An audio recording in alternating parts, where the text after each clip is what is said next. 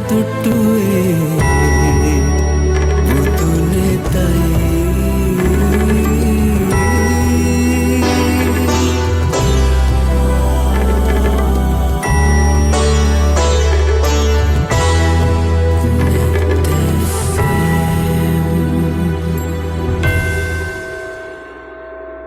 අයිබෝවන් සුබ සන්ධ්‍යාවක් අපි සූදානම් වෙන්නේ ඉරිදා සිඩ්නි තසපුව ආරම්භ කරන්නට. ඉරිදා සිඩ්නි තසපුව තුළ අදත් ධර්මය අහන්නට ප්‍රිය ශ්‍රාවක ඔබ ඒකරාශී වී සිටින මොහොතේ ඒ උතුම් ධර්මදායාදිය තිරින කරන්නට ගෞරව නමස්කාර පූරකව අදත් ආරාධනා කළා බෙලිහුල් ඔය සීල සමාහිත ආරණ්‍ය සේනාසන වාසී අභිධර්ම කතිකාචාර්ය ත්‍රිපිටකාචාර්ය ත්‍රිපිටක විශාරද ශාස්ත්‍රපති රාජකීය පණ්ඩිත පූජනීය බලංගොඩ රාධ ස්වාමීන් වහන්සේට උන්වහන්සේ බොහොම ගෞරවයෙන් ශ්‍රද්ධාවෙන් සිඩ්නි තසපුව වෙනුවෙන් පිළිගෙන උන්වහන්සේට පාද නමස්කාර පූර්වක චේතනාවෙන් ආරාධනා කරනවා ඉරිදා සිඩ්නි තසපුවේ ධර්මානුශාසනාව පැවැත්වීම සඳහා. අවසරයි ස්වාමීන් වහන්සේ. සාදු සාදු සාදු සාධු සාධු සාධු සමන්තා චක්කවාලේසු අත්‍රා ගච්ඡන්තු දේවතා සද්ධම්මං මුනි රාජස්ස සුනන්තු සග්ග මොක්ඛදම් ධම්ම ශ්‍රවණ කාලෝ අයං භදන්තා ධම්ම ශ්‍රවණ කාලෝ අයං භදන්තා ධම්ම ශ්‍රවණ කාලෝ අයං භදන්තා සුවිසුද්ධ සීලේසු සින්ධූපමස්ස සමාධි ධම්මේසු පඨවි සමස්ස අනන්ත ඥානේසු ගගනූපමස්ස නමාමි සිරසා සිරිගෝතමස්ස පිරිසිදු සිල්කන්ද සම්මුදුර සේමා නිසල සමාධිය මිහිකත සේමා අනන්ත ඥානය අහසක් සේමා සිරිපා අභියස පිනිපා වේවා මෝහන්ධකාරේසු සුරියෝපමස්ස සංසාර සෝතේසු සේතුපමස්ස දෝසප්පවාහේසු මේඝූපමස්ස නමාමි සිරසා ධම්මාම තස්ස මොහන්දුර සින්දලන ලාහිරු සේමා සසර දියඹ මැද පහුරක් සේමා කෙලෙස් කිලුටු හල වැස්සක් සේමා සදහම් රුවනට පිනිපා වේවා පටිපත්ති සාරේසු සම්මාඨිතස්ස උජ්ජෝ භූත මග්ගේසු යානාගතස්ස කුසලේසු ධම්මේසු කෙත්තෝපමස්ස නමාමි සිරසා සුගතෝ රසස්ස පිළිවෙත් සරුවෙයි සුවඳක් සේමා දම් රස දනවයි මිහිරක් සේමා පින් ගඟ ගලනා නිම්නය සේමා මහසංගරුවනට පිනිපා වේවා සාධු සාධු සාධු නමෝ තස්ස භගවතෝ අරහතෝ සම්මා සම්බුද්දස්ස නමෝ තස්ස භගවතෝ අරහතෝ සම්මා සම්බුද්දස්ස නමෝ තස්ස භගවතෝ අරහතෝ සම්මා සම්බුද්දස්ස නත්ථඤ්ඤෝ ඒක ධම්මෝපි යේනේවං නිඋතාපජා සංසරන්ති අහෝ රත්තං යථා මෝහේන ආවුතා යේච මෝහං පහත්වාන තමෝක් කන්ධං පදාලයුං නතේ පුන සංසරන්ති හේතු තේසං නවිජ්ජති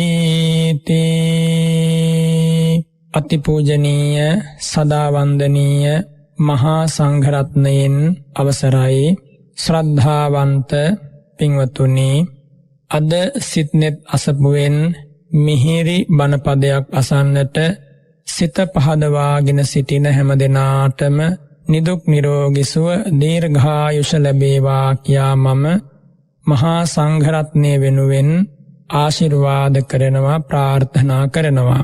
අද ඔබට මේ ධර්ම දාණය ලබා දෙන්නේ පී.ඩී. නිහාල් ජයරත්න මහත්මයා සහ ලක්ෂිකා පෙරේරා මහත්මිය අංක 167 B වදුර මුල්ල කොරතොට කඩුවෙල පදිංචි මේ පිරිස තමයි මේ උතුම් ධර්ම දාණය ඔබ වෙත ලබා දෙන්නේ. පින්වතුනි තුන් ලෝකයක් සනහාලු ශාන්තිනායක අනධීවර ශාස්ත්‍රූන් වහන්සේ සිරි මුව මඩල වදාරලා මහනිල් මල් සුවඳින් දිගන්තය සුවඳවත් කරලා සුදෝ සුද බුදු රැස් ධාරාවේ කාන්ති කැලුම් ධාරාව දිගන්තයට විහිදෙන්නට සලස්වලා දෙවි මිනිසුන්ගේ නෙතසිත තථාගතයන් වහන්සේ වෙත ඇද බැඳ තබමින් ඒ ශාන්ත අමා ධර්මෙහි මිහිර ඔවුන්ගේ හදවත් වලට ඇතුරු කිරීම පිණිස අෂ්ටාංග සමන්නාගත බ්‍රහ්මස්වරය මුහු කරලා මේ උදාර ධර්මයේ දේශනා කළේ අපවැනි අසරණයින් සසර දුකින් අත මිදවීමේ පිවිතුරු වූත් එකම ප්‍රාර්ථනාවෙන් යුක්තව සාරා සංඛ්‍ය කල්ප ලක්ෂයක් නෙමෙයි ඊටත් වැඩි කාලයක් එක දිගටම පෙරුම් දම් පුරමින් ඒ සසර ගමන තුල ಜಾති ಜಾතිත් ඇස්සිස් මස්ලේ රට රාජ්‍ය අඹදරුවන් පවා දන් දෙමින් තම ජීවිතය පවා සිය දහස් අනන්ත වාරවල අත්හරිමින් ඒ භාග්‍යවතුන් වහන්සේ පෙරුම්දම් සම්පූර්ණ කරපු හැටි සැබවින්ම ආසිරිමත් අනන්ත සත්වගක් වෙත පතල මහා කරුණාව ඇතිව සියලු සතුන් සසර දුකින් මුදවනවාය කියන පිවිතුරු පැතුමින් ඒ සසර ගමන එදා බුද්ධගයා පින්බිමේ වජ්‍රාසනාරූඪ වජ්‍රාසනෙහි වැඩ ඉඳගෙන ලෝතුරා බුද්ධ රාජ්‍යයට පත්වීමත් සමගම ඒ සසර ගමන අවසන් වුණා.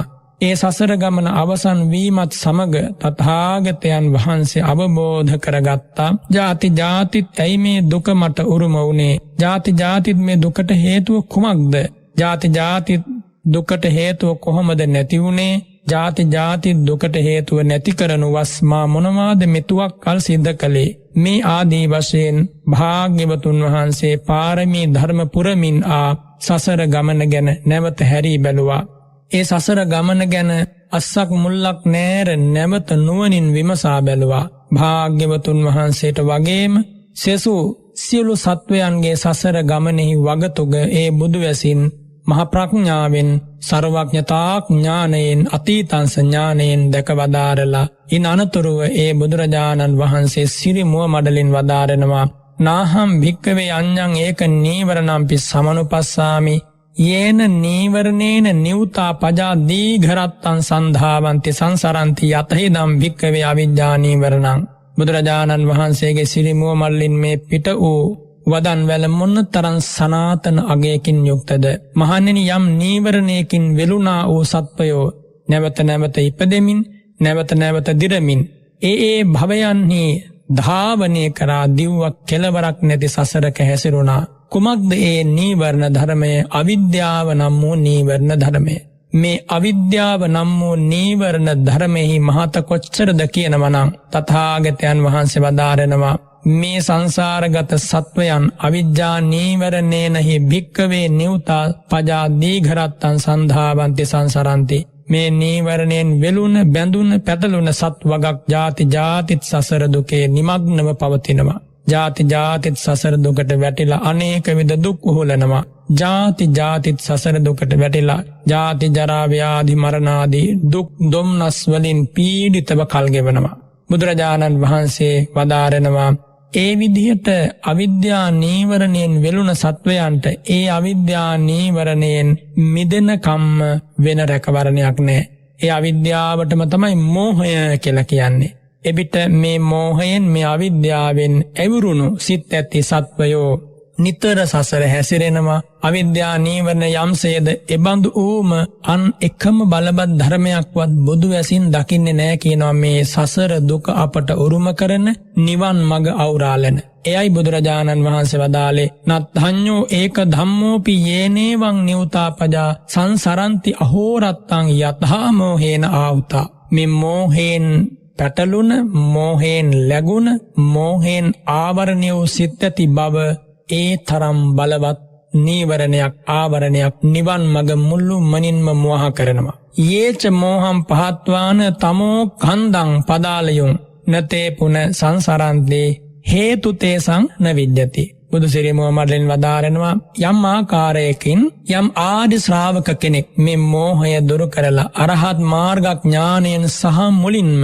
මෝහ කන්දය පදාලනය කළොත් සිඳලා දැම්මොත් එයා නැවත නැවත මේ දුකින් පිරුණ සංසාරයට එන්නේ නැහැ. සසර හැසිරීම මුළු මනින්ම නතර වෙනවා. පින්වතුනි මේ මෝහය තරම් ඔබට මට දුක් උපදවන ලද නීවරණයක් නෑ කියලයි අද ඒ බුදුරජාණන් වහන්සේගේ සිරිමෝමඩලින් වදාළ මවිසින් සජ්ජායනා කරන ලද ඒ බණපදයෙන් කියවුනේ.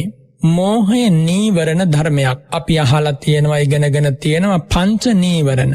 කාමච්ඡන්ද නීවරණය, ව්‍යාපාද නීවරණය, තීන මිද්ධ නීවරණය, උද්ධච්ච කුක්කුච්ච නීවරණය, විචිකිච්ඡා නීවරණය කියන මෙන්න මේ නීවරණ ධර්ම පස. නීවරණ කියන ධර්මයේ නැත්නම් වචනයේ තේරුම තමයි නිවන් මඟ අවුරාලන ධර්මය අවබෝධ කර ගැනීමේ මාවත වලකාලන චතුරාර්ය සත්‍ය ධර්මය අවබෝධ නොකිරීම නම් වූ ස්වභාවයට කියනවා මෝහය නැත්නම් නීවරණය කියලා. මෙන්න මේ බඳු නීවරණ ධර්ම පහක් අපි ඉගෙන ගත්තා. කාමච්ඡන්දේවත් කාමයන්ට ඇති කැමැත්ත, ව්‍යාපාදේවත් වෛරය, ද්වේෂය, පටිඝය මේවා නිවන් මඟ අවුරාලන ධර්ම. තීන මිද්දේවත් සිතේ හැකිලීම, චෛතසිකයන්ගේ හැකිලීම පසුබැසීම, උද්ධච්ච කුක්කුච්චේවත් සිතේ විසිරීමත් සමග ඇතිවන බලවත් පසුතැවීම, විචිකිච්ඡාව බුදුරජාණන් වහන්සේ ධර්මය සංඝරත්නයේ සීලය පටිච්ච සමුප්පාදය ආදී මේවා පිළිබඳව සැක කරන ගතිය, විශ්වාසයක් ඇති නොවීම මේ දේවල් සැබවින්ම නිවන් මගේ ගමන් කරන කෙනෙකුට බලවත් පලිබෝධ. මේවා සැබවින්ම නිවන් මගේ ගමන් කරන කෙනෙකුට කටු වාගේ, කටු ලැහැබක් වගේ මේ නීවරණ ධර්ම කියන්නේ. ඒ නීවරණ ධර්ම අතර අවිද්‍යා නීවරණය කියලා නීවරණයක් ගැන කියවුනේ නැහැ. නමුත් මේ උදාන පාළියේ නැත්තම් ඉතිවුත්තක පාළියේ එන මේ උත්තම අවිද්‍යා නීවරණ සූත්‍ර දේශනාව තුළ බුදුරජාණන් වහන්සේ අවිද්‍යාව නැත්තම් මෝහය නීවරණ ධර්මයක් ලෙස සිරිමුව මඩලින් වදාරනවා. ඒ වගේම ඒ නීවරණ ධර්මයේ සෙසු සියලු නීවරණ ධර්මවලට වඩා බලවත් කියලයි තථාගතයන් වහන්සේ වදාරන්නේ. ඒකට හේතුවක් තියෙනවා. ඔබේ මගේ හද මඩලේ අනාදිමත් සසරක පටන් ඇති වුණා වූ යම්තාක් අකුසල මහෝඝයක් වේනම් ඒ සෑම අකුසල ස්වභාවයකටම අකුසල සිටිවිල්ලකටම මුල් වූ බලවත් අකුසල් සිටිවිල්ලක් අකුසල මූලයක් තමයි මේ මෝහය කියලා කියන්නේ. අවිද්‍යාව කිව්වත් මෝහය කිව්වත් එකම ධර්මයක් ඒ නමින් හඳුන්වන්නේ. කුමක්ද? ආරම්මනේ මුයිහතීති මෝහෝ. මේ අරමුණ තුළ මුලාවට පත්වන ස්වභාවයටයි මේ ධහම තුළ මුලාව කියන්නේ. මේ ධහම තුළ මෝහය කියලා කියන්නේ. ආරම්මනේ නැත්තම් අපේ ඇසින් ගනු ලබන රූපාරම්මන, සද්ධාරම්මන, ගන්ධාරම්මන, රසාරම්මන, පොට්ටබ්බාරම්මන. මෙහෙම තියෙනවානේ. ඇසෙන් කනෙන් නාසයෙන් දිවෙන් කයෙන් ගනු ලබන මේ ෂඩ්විද ආරම්මණයන් පිළිබඳව මුලාවට පත්වන ගතිය. කොහොමද මුලා වෙන්නේ? සාමාන්‍යයෙන් ඇසත් රූපාරම්මණයත්, කනත් ශබ්දාරම්මණයත්, නාසයත් ගන්ධාරම්මණයත්, දිවත් රසාරම්මණයත්, කයත් පොට්ටබ්බාරම්මණයත්, ඒ වගේම මේ සිතත් නැත්නම් මනසත් ධම්මාරම්මණයත් කියන මේ ආධ්‍යාත්මික ආයතනත් බාහිර ආයතනත් කියන මේ දෙවර්ගයම නැත්නම් මේ අරමුණු සහ අරමුණු ගනු ලබන චක්ෂුරාදී ඉන්ද්‍රිය වෙනත් වේදයකින් කියවොත් විෂයී කියන මේ ධර්මතා දෙකම සැබවින්ම අනිත්‍ය ලක්ෂණයේ පදනම් කොට ඇති ධර්මතා. ඒ ඇසේ පහළ වන චක්කු විඤ්ඤාණය, කනේ පහළ වන සෝත විඤ්ඤාණය, නාසයේ පහළ වන ගාහන විඤ්ඤාණය, දිවේ පහළ වන જીවහා විඤ්ඤාණය, කය ඇසුරු කරගෙන පහළ වන කාය විඤ්ඤාණය, මේ කියපු විඤ්ඤාණයන් වගේම මනෝ විඤ්ඤාණ ධාතු, මේ කියන ධර්මතා සියල්ලේම පදනම හටගෙන නිරුද්ධ වීම. එකම ධර්මතාවක් හෝ බොහෝ කලක් එක දිගට වෙනස් නොවී පවතින්නේ නැහැ. තත්පරයකින් තා කුඩා කාලයක් තුළ මේ නාම රූප ධර්ම ඉපෙද බිඳී යනවා. එතකොට ඒ විදිහට ඉපිද බිඳී යන මේ නාම රූප ධර්මයන්හි ප්‍රකට වූ ස්වභාව ලක්ෂණය තමයි අනිත්‍ය ලක්ෂණය. නමුත් මේ මෝහයේ තියෙන මෝහනීය භාවය, අඳුරු ස්වභාවය නිසා කුමක්ද සිද්ධ වන්නේ? මේ අනිත්‍ය දෑ නැත්නම් නාම රූප පිළිබඳව අනිත්‍ය ලක්ෂණය අවබෝධ කරගන්නට ඉඩ දෙන්නේ නැහැ. නාම රූප ධර්ම පිළිබඳ දුක්ඛ ලක්ෂණය අවබෝධ කරගන්න ඉඩ දෙන්නේ නැහැ. නාම රූප ධර්ම පිළිබඳ අනාත්ම ලක්ෂණය අවබෝධ කරගන්න ඉඩ දෙන්නේ නැහැ. ඒවා නිත්‍ය වශයෙන්, සැපසහගත වශයෙන්, ආත්ම වශයෙන්, සුභ වශයෙන් වරදවා ගන්න එකමයි සිද්ධ වෙන්නේ. අනාදිමත් සසරක උනේත් ඒදී මෝහය ඇතිතාක් ඔන්නොය විපරීත ස්වභාවය, විපරීත සංඥා ග්‍රහණය සිද්ධ වෙනවා. එතන විපරීත ලෙස ඒ රූප ශබ්ද ගන්ධ රස පොට්ටබ්බ ධම්ම කියන මේ අරමුණු ගැනීම තුළ ඒ පුද්ගලයාගේ සිත අකුසල වීතියට බැස ගන්නවා. මෝහය කියන අකුසල ධර්මයේ යම් සිතක ඇති වෙනවා නම් තව බොහෝ අකුසල සිතුවිලි ගණනාවක් ඇති වෙනවා. අපි යන්නේ අකුසල සිතුවිලි ගැන අද මේ ධර්ම කතාව තුළ යම් සංක්ෂිප්ත සමාලෝචනයක් සිද්ධ කරනවා. ඔබේ හදවත දෙස බලා මෙබඳු ලාමක අකුසල් දහම් මා සිත්හි පහළ වෙනවද කියන මේ කරුණ ගැන හොඳ විමසීමෙන් සිටින්න බලන්න. එහෙම වුණොත් මේ අකුසල් දහම් ප්‍රහාණය කරන්න, යෝනිසෝ මනසිකාරය අවදි කරගන්න, එමගින් කෙලෙස් කසට දොර හැර දමා කුසල් දහම් වඩා පිරිසිදු සීලාදී පිළිවෙත් මාර්ගෙහි ශික්ෂණය ලබා මාර්ග ඵල ප්‍රතිවේදයෙන් මෝහාන්ධකාරය සහමුලින්ම දුරු කර දමා ශාන්තමා නිවන් අවබෝධ කිරීම නම් වූ චතුරාර්ය සත්‍ය ධර්මය මුළුමනින්ම අවබෝධ කර ගැනීමේ අවස්ථාව ඔබට හිමි වෙනවා. ආරම්මනේ මොහියතීති මෝහෝ කිව්ව මේ මෝහය කියන්නේ කුමක්ද? ආරම්මණය තුළ මුලාවන ස්වභාවය. මෝහෝ චිත්තස්ස අන්ධභාව ලක්ඛනෝ, මේ මෝහය කියන්නේ සිත අන්ධ කරනවා. ආරම්මනේ සභාවච්ඡාදන රසෝ, ආරම්මනේ ස්වභාවය වහලනවා. ආරම්මනේ යථා ස්වභාවය සංගවනවා. අන්ධකාර පච්චුපට්ඨානෝ කියලා කියනවා. හරි අන්ධකාරයක් හැටියට තමයි මේ මෝහය නුවණින් බලනකොට වැටහෙන්නේ. ඒ වගේම අයෝනිසෝ මනසිකාර පදත්තානෝ, අයෝනිසෝ මනසිකාරය තමයි මේ මෝහය ඇති වෙන්න ආසන්නම කාරණේ. තවත් කාරණා තියෙනවා. එතකොට අන්ධභාව ලක්ඛනෝ, නුවණැස කන කරනවා නැති කිරීම තමයි මේ මෝහයේ ස්වභාවය. ආරම්මන ඡාදන රසෝ කිව්වානේ. ආරම්මණයාගේ ස්වභාවය වහලන එක තමයි මෙහි කෘත්‍ය කාර්ය. මේ මෝහය නම් වූ චෛතසිකෙන් සිද්ධ වන්නේ ආරම්මණයෙහි යථා ස්වභාවය වහලා දානවා. අර මම සඳහන් කළේ අනිත්‍ය ලක්ෂණය, දුක්ඛ ලක්ෂණය, අනාත්ම ලක්ෂණය කියන ත්‍රිලක්ෂණයන් මුවහා කරලා නිත්‍ය සුඛ සුභ ආත්ම සංඥා ඇති කරලා දෙනවා. ඊළඟට අන්ධකාර පච්චුපට්ඨානෝ කියලා කිව්වා. අන්ධකාර භාවයක් ලෙස තමයි මේ නුවණින් බලනකොට වැටහෙන්නේ. අඳුරු සෙවණැල්ලක් වගේ සිත වසාගෙන සිටින. මේ මෝහය ඇති වෙන්නට නැත්නම් අවිද්‍යාව ඇති වෙන්නට කුමක්ද ආසන්නම කාරණය? අයෝනිසෝ මනසිකාරය, නුනුවණින් මෙනෙහි කිරීම. නුනුවණින් මෙනෙහි කිරීම. කුමක්ද නුනුවණින් මෙනෙහි කරනවා කියන්නේ? බුදුරජාණන් වහන්සේගේ ධර්මය නොදන්නා ශ්‍රාවකයා ඇසට එන අරමුණු, කනට එන අරමුණු මේ ආදිය නුනුවණින්මයි මෙනෙහි කරන්නේ. ඉෂ්ටයි කියලා මෙනෙහි කරනවා. ලස්සනයි, ප්‍රියයි, මනාපයි, මම, මට ආයිති දේ, මගේ දේ, මේවා වෙනස් වෙන්නේ කවදාවත්, මා ළඟින්ම තියෙන්නට ඕන.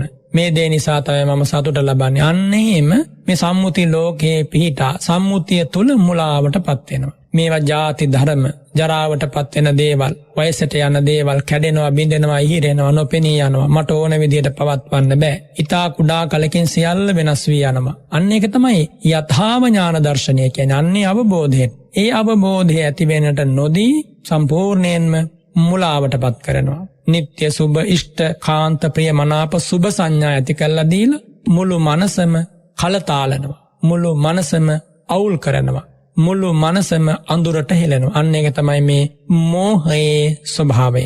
මෝහයේ ලක්ෂණය. එයම බලවත් නීවරණයක් වෙනවා කිව්වේ. එමගින් සිත වැසී යන අන්ධකාරයක් වගේ හිත වැහිලා යනවා. කුසලයේ තෝරගන්න හම්බ වෙන්නේ නැහැ. අකුසලයේ මොකක්ද කියලා තෝරගන්න ලැබෙන්නේ නැහැ. ඉන් අනතුරුව බුදුරජාණන් වහන්සේ ගැන, ධර්මයේ සංඝ රත්නය ගැන කොච්චර ඇහුවත් ඒ හිතට උතුම් ගුණ මිහිර දැනෙන්නේ නැහැ. බුදුරජාණන් වහන්සේ ලෝක සත්වයන් වෙත පතල මහා කරුණාව ගැන වුණට තේරෙන්නේ නැහැ. මේ මෝහය බලවත් වුණාට පස්සේ මේ මගේ අම්මාය, තාත්තාය, සොයුරාය, සොයුරියයි, මේ දරුවෝය, ඒ ආදී වශයෙන් අර ඒ කියන ලද ගෞරවනීය සීමාවන් පිළිබඳව ඔහුට වැටහෙන්නේ නැහැ.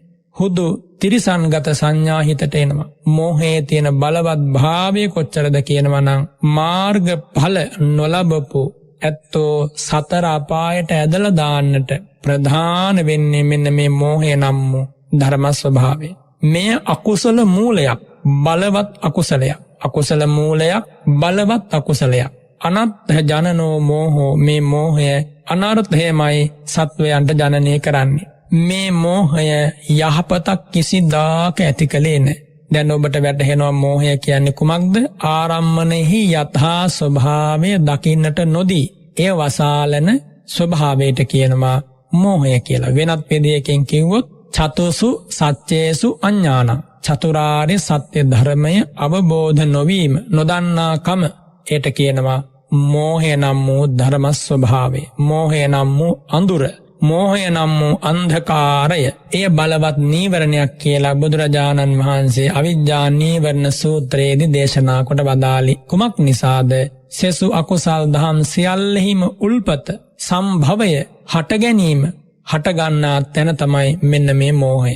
එනිසා මෝහයෙන්මයි ලෝභය පැන නගින්නේ. මෝහයෙන්මයි ද්වේෂය පැන නගින්නේ. මෝහයෙන්මයි මාන්නය පැන නගින්නේ. එයින් අදහස් කරන්නේ නැහැ මෝහය පළමු කොට පහළ වෙලා ඉන් අනතුරුව ලෝභය පහළ වෙනවාය කියලා. මෝහයෙන් යුක්තවමයි ලෝභ සහගත සිත් පහළ වෙන්නේ. ද්වේෂයෙන් යුක්තවමයි නැත්නම් මෝහයෙන් යුක්තවමයි ද්වේෂ සහගත සිත් පහළ වෙන්නේ. මෝහයෙන් යුක්තවමයි මාන්නය පහළ වෙන්නේ. මෝහයෙන් යුක්තවමයි සිතේ විසිරීම, පවට ලැජ්ජා බය නැතිකම පහළ වෙන්නේ.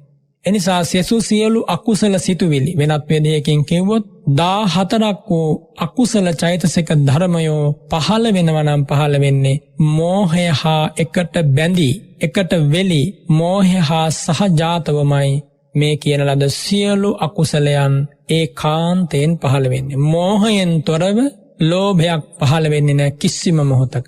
මෝහයෙන් තොරව ද්වේෂයක් පහළ වෙන්නේ නැහැ කිසිම මොහොතක. මෝහය නැත්නම් කිසිදාක ලෝභ ද්වේෂ පහළවන්නේම නැහැ. මෝහය තියෙන නිසාමයි ලෝභය පහළ වෙන්නේ. මෝහය තියෙන නිසාමයි ද්වේෂය පහළ වෙන්නේ. මෝහය තියෙන නිසාමයි සසරට අපි ඇද වැටෙන්නේ. මෝහය ඇති නිසාමයි තිරිසන් පේත අසුර අපායවල අනේක වාරයක් ළඟින්නට සිද්ධ වුණේ. යමකුගේ ජීවිතයේ ආනන්තරයේ පාපය නම් වූ බලවත්ම පාපය සිද්ධ වෙන්නේ මෙන්න මේ මෝහාන්ධකාරය නිසාමයි. ආරම්මනේ යථාභ ස්වභාවය වටහා ගන්නට බැරිවීම නිසාමයි. සිතට එන සිතුවිලි වලට සිතලුවන්ට වසංග වීම නිසාමයි. එනිසා මෝහය කියන්නේ සර්ව කුසල සාධාරණ ධර්මයක්. වෙනත් විදියකින් කිව්වොත් සෑම අකුසලයක් සමගම මේ මෝහය පහළ වෙනවා. මේවා ගැන දැන සිටීම මේ නිවන් මාගේ ගමන් කරන ශ්‍රාවකයෙකුට මහෝපකාරයි. මේ මෝහය කොහොමද ක්‍රියාත්මක වෙන්නේ? මේ වැඩෙන්නේ සසු කෙබඳු අකුසල චෛතසික ධර්මයන් සමගින්ද?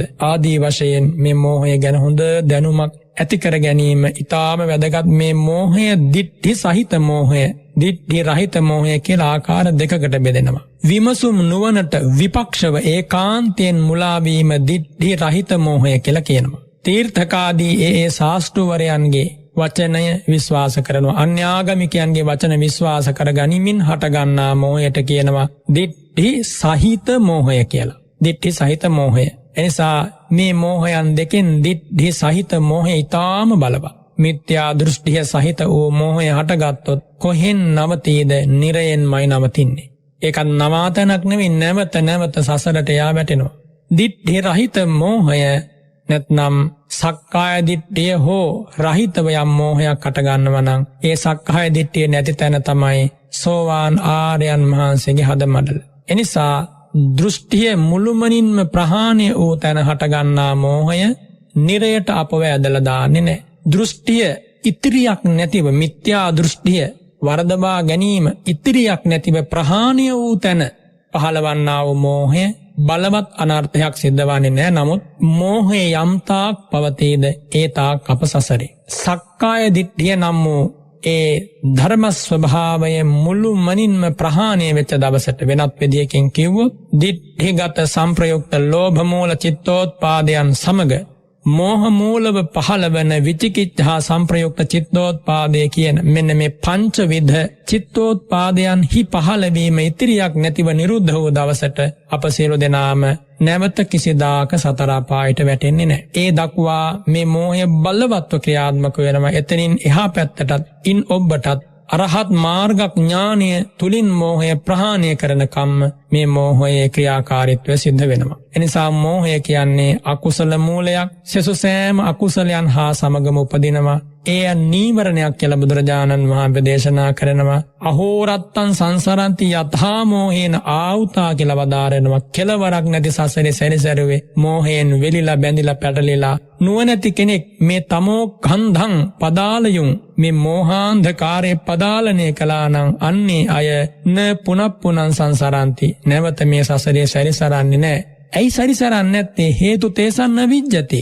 එහෙම සැරිසරීමේ හේතුව මෝහ හේතුව ඔවුන්ගේ ජීවිත තුළ විද්‍යමාන වන්නේ නැහැ. මා ඔබට ප්‍රකාශ කරා මේ මෝහය හා සමග සහජාතව උපදින චෛතසික ධර්ම අකුසල සිතිවිලි තව 13ක් තියෙනවා. අපි ඒවා පිළිබඳව යම් සඳහනක් අදහසක් මේ මොහොතේ ඇති කරගත්තොත් නුඹමා මේ සසර දුකින් අත මිදීම පතා යන ගමනට එය මහෝපකාර වෙනවා. අනත්ථ ජනනෝ මෝහෝ කියලා බුදුරජාණන් වහන්සේ වදාළනේ. මේ මෝහය අනර්ථයක්මයි සත්වයන්ට ජනනය කරන්නේ කියලා. මෝහය සිතේ යෙදෙනවා නම් තමයි ආරම්මණී යථා ස්වභාව මුවා කරන්නේ. අනිත්‍ය දේ නිට්ටය වශයෙන් පෙන්වන්නේ ඇයි? මෝහය තියෙන හින්දා. උපමාවකින් කිව්වොත් මේ ඇසේ පටලයක් වගේ. ඇසේ පටලයක් වගේ මෝහය නම් වූ චෛතසික ස්වභාවය අකුසල සිතිවිල්ල. ආලම්බන ස්වභාවය වහලා දානවා. මෝහය යෙදුනේ නැත්නම් ආලම්බනේ යථාව ස්වභාවය හිතට වැටහෙනවා. එනිසා ඇසට උපැස් යුවලක් වර්ණයෙන් යුතු, විවිධ වර්ණයෙන් යුතු උපැස් යුවලක් පැලඳුවා වගේ මේ මෝහය කියලා කියන්නේ. බලවත් අකුසලයක් වගේම අකුසල මූලයක්. ඔබ අහලා තියෙනවා පටිච්ච සමුප්පාදේ අවිජ්ජා පත්‍ය සංඛාරා කියන මෙන්න මේ තථාගත සිරිමුව මඩලින් වදාළ බණපදය. අවිද්‍යාව මුල් කරගෙන සංස්කාර ධර්මයෝ පවතී කියන මෙන්න මේ කරුණ. එහි මොනවද සංස්කාර ධර්ම කියන්නේ? පුඤ්ඤාභි සංඛාර, අපුඤ්ඤාභි සංඛාර, ආනිඤ්ජාභි සංඛාර. කුසල චේතනා, අකුසල චේතනා, ආනිඤ්ජ චේතනා. කුසල අකුසල චේතනා ඔබට ප්‍රකටයි. ආනිඤ්ජ චේතනා කියන අරූපාවචර කුසල් සිත් හතරේ දෙන චේතනා චෛතසිකය. ඉතින් මෙන්න මේ කියන ලද කුසල කුසල චේතනා පහල කරවන්නට මේ මෝහය නම් වූ අකුසල ස්වභාවයේ චෛතසික ධර්මය සහජාතවත් අසහජාතවත් ඒකක්ෂණිකවත් නානාක්ෂණිකවත් ප්‍රත්‍ය වෙනවා. එනිසා මෝහය යම් තැනක වේ නම් එතනදී අපි ඒකාන්තයෙන් මේ සසර දුක බලාපොරොත්තු විය යුතුමයි. මේ මෝහය හා සංප්‍රයුක්තව නැත්තම් මේ අනාදිමත් සංසාරේ පුරාවට ඔබමා දුකට හෙලා දැමීම පිණිස තුඩු දුන් ධර්මතා හඳුන්වන්නේ බුදුරජාණන් වහන්සේ අකුසල් දහම් කියලා. පාපී ලාමක අකුසල් දහම්. මේ පාපී ලාමක අකුසල් දහම් චිත්තෝත්පාද වශයෙන්ම බුදුරජාණන් වහන්සේ වදාරනවා. අකුසල් සිත් 12ක් ඔබේ මගේ හද సంతාන ඇසුරු කරගෙන අනාදිමත් සසරේ සිට මේ දක්වාම පහළ වෙනවා. බලන්න බුදුරජාණන් වහන්සේගේ සර්වඥ විසරද ඥානයේ පෘදුලත්වය සෑම ධර්මයක්ම මනාව විචාරයකට, විනිශ්චයකට, විමසීමකට භාජනය වුණා. මහා පැනසින් ඒ සියල්ල දැකවදාරලා අවබෝධ කරගත්. එනිසානේ වදාරන්නේ අභිඤ්ඤයං අභිඤ්ඤාතං භාවේ තබ්බංච භාවිතං පහතබ්බං පහේනම් මේ තස්මා බුද්ධෝස්මි බ්‍රහ්මන. අවබෝධ කළ යුතු විශිෂ්ඨ ඥාන දර්ශනයෙන් දතමනා සියල්ල මා දැක වදාලා. භාවේ තබ්බංච භාවිතං ඒ ඥාන දර්ශනය පහල කර ගැනීම උදෙසා භාවිත කළ යුතු වැඩිය යුතු අරි අටංගි මග මැදුම් පිළිවෙත ආර්ය අෂ්ටාංගික මාර්ගය මා විසින් ප්‍රගුණ කළා පුරුදු කළා පුහුණු කළා. පහතබ්බම් පහේනම් මේ ප්‍රහාණය කළ යුතු මෙන්න මේ කියන ලද අකුසල චිත්තෝත්පාදයන් සියල්ලම ඒ වගේම මේ අකුසල චෛතසික ධර්මතා සියල්ලම ඉතිරියක් නැතිව ප්‍රහාණය වුණා. තස්මා බුද්ධෝස්මි බ්‍රහ්මනේ නිසා තථාගතයන් වහන්සේ සම්මා සම්බුද්ධයි. මේ කියන ලද සියලු අකුසල චේතනා ඉතිරියක් නැතිව ප්‍රහාණය වෙන දවසට සියලු කුසල චේතනාවනුත් පහළවීම නතර වෙන. එනිසා ඒ විරාගී මුනිවරුන්ගේ රහතන් වහන්සේලාගේ පසේ බුදුරජාණන් වහන්සේලාගේ ලෞතුරා සම්මා සම්බුදුරජාණන් වහන්සේලාගේ හදවත්වල පහළ වන චිත්තෝත්පාදයන් බොහෝ සෙයින් ක්‍රියා චිත්තෝත්පාදයන් කියලයි හඳුන්වන්නේ. ඒ ක්‍රියා චිත්තෝත්පාදය අතීත කුසල කුසලයක විපාකයක් නෙමෙයි. අනාගතයේ කුසල කුසල විපාක ජනනය කිරීමේ ශක්තියකුත් නැහැ. හුදු ක්‍රියා මාත්‍රයක්. එනිසා ඒවට කියනවා ක්‍රියා චිත්තෝත්පාද කියලා. බුදුරජාණන් වහන්සේ මේ සකල විද ධර්මතා සමූහය ස්වයම්භූ ඥානයෙන් මහා ප්‍රඥාවෙන් දැක වදාරද්දී ඒ උත්තම ඥාන දර්ශනයට හේතු වුණේ කුමක්ද? මෙන්න මේ මෝහය ඉතිරියක් නැතිව ප්‍රහාණය වීම. අංශු මාත්‍රයක්වත් ඉතිරි නොවී ප්‍රහාණය වීම. ඊළඟට මේ මෝහයත් සමග සහජාතව උපදින තවත් පාපී ලාමක අකුසල මනෝභාවයක් තියෙනවා. එය හඳුන්වන්නේ කුමන නමකින්ද? අහිරික කියලා. න හිරියති න ලජ්ජීයති ති අහිරිකෝ කියනවා. යම් පුද්ගලයෙක් කාය දුස්චරිතාදිය කෙරෙන් ලැජ්ජාවට පත් වෙන්නේ නැහැ. මොනවද කාය දුස්චරිත කියන්නේ? කයෙන් කෙරෙන වැරදි. ප්‍රාණඝාතය, සොරකම, වැරදි කාමසේවනය, මේවා කයෙන් කෙරෙන වැරදිනේ. ඒ වගේම වචනයෙන් කෙරෙන වැරදි. මුසාව, පරුස වචනය, කේලම, අල්ලාප, සල්ලාප.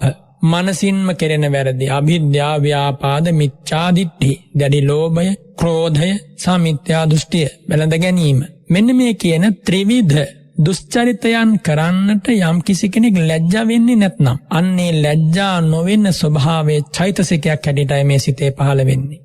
ඒ චෛතසිකය හඳුන්වනවා අහිරිකය නම් වූ අකුසල සිතිවිල්ල කියලා. මෝහය යම් සිතක උපදිනවා නම් දැන් මෝහය කියන්නේ නීවරණයක් කිව්ව, බලවත් අකුසල මූලයක් කිව්ව. අන්නේ මෝහය හේතු වෙනවා මෙන්න මේ පවට ලැජ්ජා නැති බව උපදින්නට. පවට ලැජ්ජා නැති බව උපදින්නට. පව් කරන්න ලැජ්ජාවක් නැහැ. විපාකයට බයක් නැහැ. අසුචියක ඌරික් වගේ සිතේ මෙහි අහිරිකේ යෙදෙන හින්දමයි බොහෝ දෙනා පව් කරන්න සිත් පහල කරන්නේ. මේ පවට ලැජ්ජාවන ගතිය යම් සිතක පහළ වෙනවනම් එයා පව් කරන්නේ නැහැ. ඒකට කියනවා හිරිය කියලා. ඒකට කියනවා හිරිය නම් වූ චෛතසිකය. මේ කියන්නේ අහිරිකය නම් වූ අකුසල ස්වභාවය. මනසක අනාදිමත් සසරක දුක් විපත් වලට තුඩුදුන් ප්‍රබල ගණයේ අකුසල චෛතසිකයක් මෙන්න මේ අහිරිකය.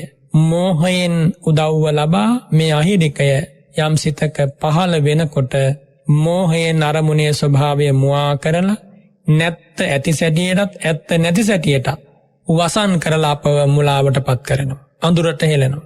එහෙම අඳුරට හෙලීමත් සමග ඔහුගේ සිත નિરાයාසයෙන් පවට එළඹෙනවා, පවට නැමී ගන්නවා. එයා පවට බය වෙන්නේ නැහැ.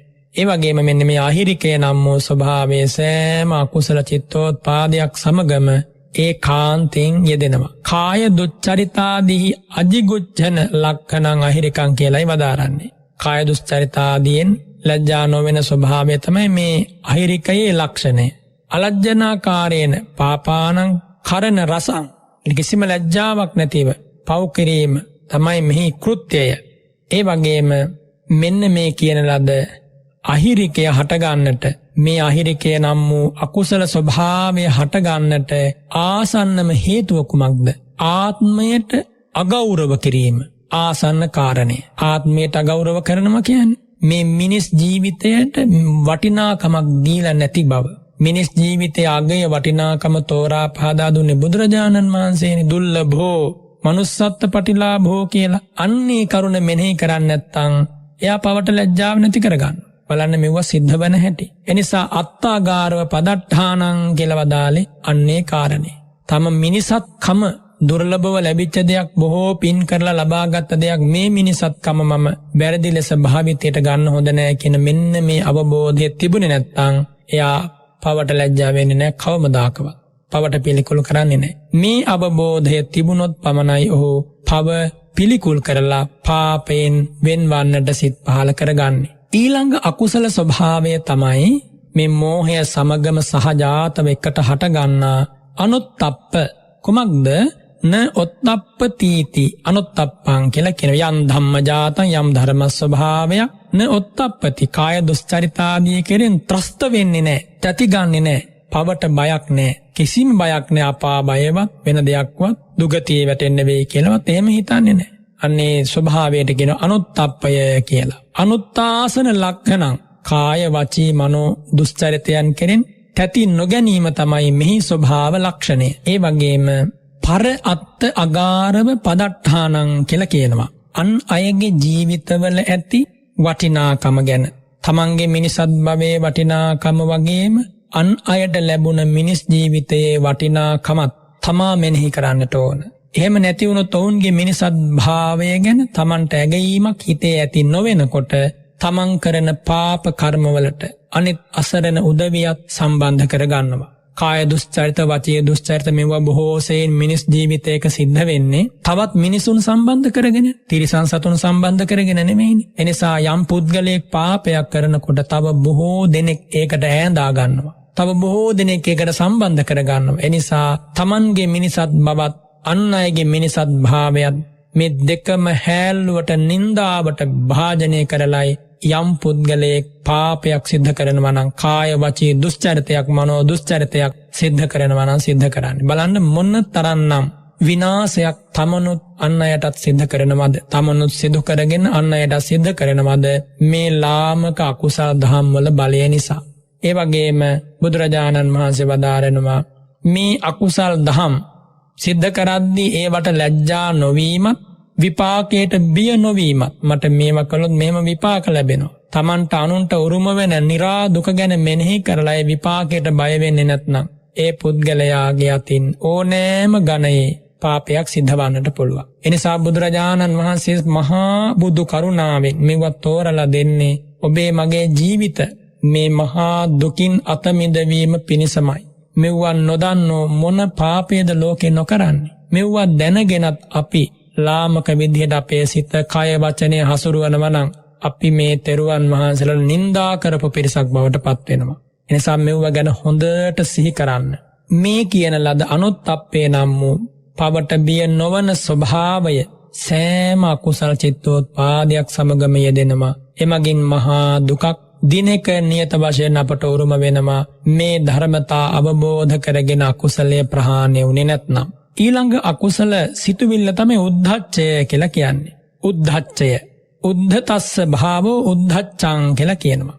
ඒ කියන්නේ සිතෙහි යෙදෙන නොසන්සුන් ස්වභාවය. හරියට ගල් පහරක් අලු ගොඩකට ගැහුවාම ඒ අලු ගොඩ ඇවිස්සෙනවා වගේ, සුළඟට හෙළවෙන කොඩියක් වගේ මෙන්න මේ උද්ධච්චය නම් වූ ස්වභාවය. අනුත්තප්පේ ගැන බුදුරජාණන් වහන්සේ වදාරනවනේ හරියට එහි ස්වභාවය පළඟැටියෙක් ගින්නට පනිනවා වගේ කියලා. පළඟැටියා දන්නේ නැහැනේ ගින්න පිච්චෙනවා, ගින්න කර වෙනවා, ගින්නෙන් Taman දැවිලා යනවා කියලා. අන්නේ ගින්නට බිය නොවන්නේ යම්සේ දන්නේ වගේ පළඟැටියා ගින්නට බිය නොවෙනවා වගේ ලෝ සතුන් පවට බිය වෙන්නේ නැහැ. ඇයි ඒ බිය වෙන්නේ නැත්තේ? එහි විපාකයේ නපුර දන්නේ නැහැ.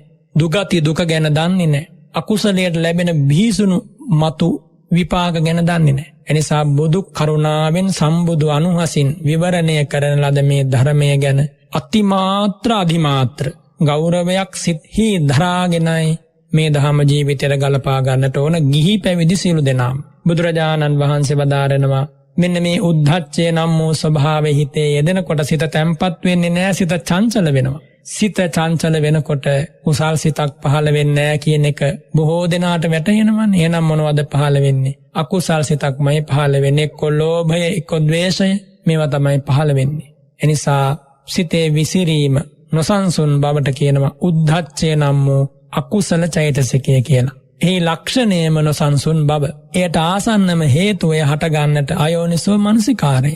මේ සෑම අකුසලයකටම හටගැනීමේ හේතුව හැටියට අයෝනිසෝ මනසිකාරය කියලා කියන්න පුළුවන්. කිසිම වැරද්දක් නැහැ. නුනුවණින් මෙනෙහි කිරීම. ඉතින් බුදුරජාණන් වහන්සේ වදාරන ඔය මෝහය, අහිරිකය, අනුත්තප්පය, උද්ධච්චය කියන චෛතසික ධර්මතා අකුසල සිතිවිලි සෑම අකුසල චිත්තෝත්පාදයක් සමගම පහළ වෙන. ඔබ හිතන්න මෝහයෙන් අරමුණේ යථාභ ස්වභාවය වසන් කරලා සංගවලා, පවට ලැජ්ජාවත් නැති කරලා, පවට බයත් නැති කරලා, සිතේ විසිරීමත් ඇති කරලා මේ ටික එකට යෙදුනොත් මොන පාපයේද පුද්ගලයෙකුගේ අතින් නොවෙන්නේ? මේ ටික එක සිතක යෙදුනොත් මොනවද මේ පුද්ගලයාට කරන්න බැරි ඕනම පාපයක්, ඕනම ලාමක වැඩක් කරන්න පුළුවන්. එහෙනම් මේ ලෝකෙ මිනිස්සු කරන පව් වැඩ ගැන ආයේ පුදුම වෙන්න දෙයක් නැහැ.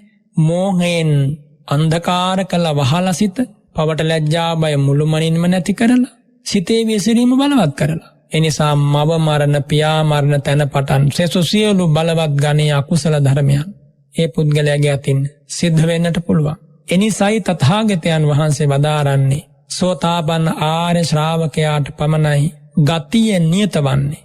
ආර්යයන් වහන්සේලාට සකදාගාමි අනාගාමි උතුමන්ට ගතිය නියතයි. එතනින් මෙහා ආර්ය ශ්‍රාවකයෙක් නොවූ සෑම දෙනාගේම ගතිය අනියතයි. ඇයි ඒ? මෙන්න මේ මෝහය බලවත් වෙන්න පුළුවන්. අහිරිකේ අනුත්තප්පේ උද්ධච්චය ඇති වෙන්න පුළුවන්. ඇති වුණාට පස්සේ විසම සිතුවිලි සිතට ඇවිල්ලා, විසම අරමුණු සිතට ඇවිල්ලා මරණාසන්න සමීතා අඳුරින් වැසී ගිය, උපාදානයෙන් බැඳී ගිය සිතවිලි පහළ වෙන්න පුළුවන්. පහළ වුණොත් ගතිය සුගතියක් නෙමෙයි, ගතිය දුගතියක්. එනිසා මිනිස්සු මරණින් මත්තේ දුගතියේ අපායේ වැටෙනවා කියන එකට පුදුම වෙන්න දෙයක් නෑ. මේ අකුසල් දහම් පහළ වීමේ ස්වභාවය, පහළ වීමේ හැකියාව යම් හදවතක ඉතිරිව තිබෙනවා නම් ඔහු දුගතිය බලාපොරොත්තු විය යුතුයි. එනිසායි සිරි මුව මඩලින් පුන පුනා වදාලේ, මහණෙනි, පාපය අකුසලය ස්වල්ප මාත්‍ර නමුත් අගය කරන්න නම් එපා. පාපය අකුසලය කුඩායි කියලා හැලු කරන්න නම් එපා. එනිසා පාපය අකුසලය ස්වල්ප වේවා, අල්ප මාත්‍ර වේවා, දුකක්මයි පීඩාවක්මයි උරුම කරන්නේ. එය බලවත් වෙන්නට වැඩි වෙලාවක් යන්නේ නැහැ. ඊතා කුඩාවට පටන් ගන්නා ලෝභ සිතිවිල්ල, ඊතා ස්වල්ප වශයෙන් පටන් ගන්නා ද්වේෂ සිතිවිල්ල දිනක මහා බලවත් විදියට අකුසල මූලයන් බවට පත් වෙලා ඒ පුද්ගලයාගේ ජීවිතය නිරාගමන දක්වාම ඇදලා දානවා. එනිසා මෙව ගැන හොඳට සිහිපත් කරන්න. ඊළඟට බුදුරජාණන් වහන්සේ වදාරන ලෝභය නම් වූ අකුසල සිතිවිල්ලක්. හරියට අලුත් මස් වැදැල්ලක් නැවුම් භාජනයක ඇලෙන්නේ යම්සේද, අන්නේ වගේ ආරම්භනේ ඇලෙන ස්වභාවයට කියනවා ලෝභය කියලා. දැලි, තෙල් වගේ දේවල් වස්ත්‍රාදිහි ඇලෙනවා වගේ. මේක බලවත් අකුසල මූලයක්. චතුරාර්ය සත්‍ය ධර්මය දේශනා කරද්දී දුක්ඛ සමුදය කියලා වදාරන්නේ මෙන්න මේ ලෝභය නම් වූ සිතිවිල්ල.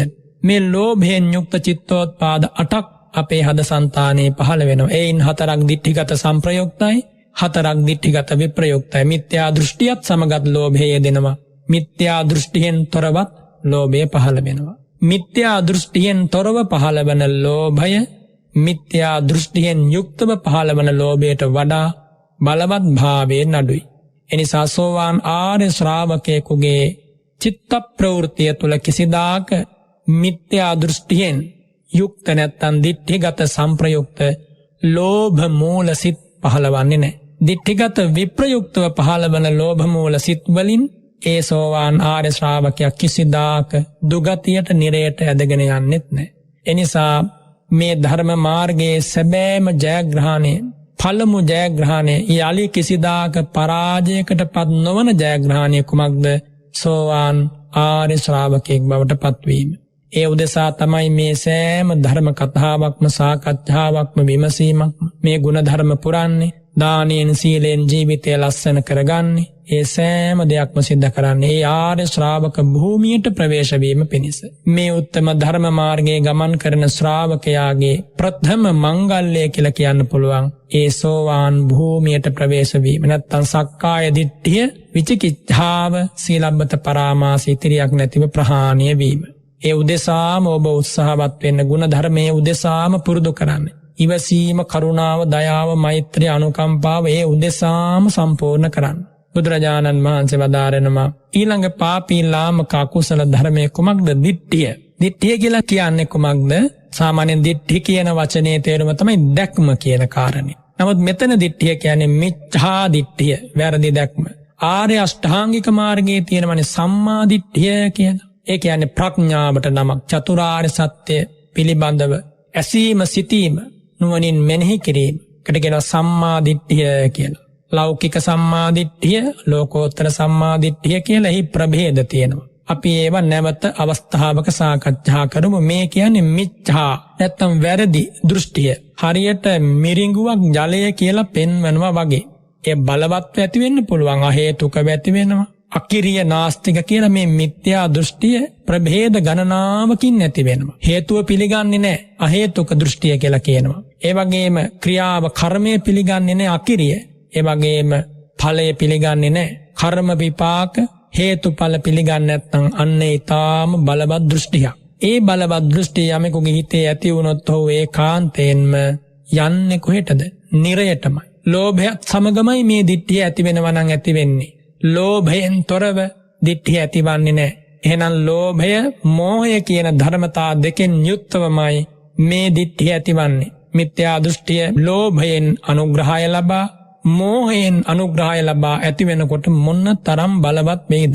එනිසානේ බුදුරජාණන් වහන්සේ වදාරන්නේ වනං චින්දත මාරුක්ඛං වනතෝ ජායතේ භයං චෙත්වා වනංච වනතංච නිබ්බනා හෝත භික්ඛවෝ කියලා. මේ කෙලෙස් වනය සිඳ දමන්න. බාහිර ගහ කොළවැල් මෙව කපා විනාශ කරන්න එපා.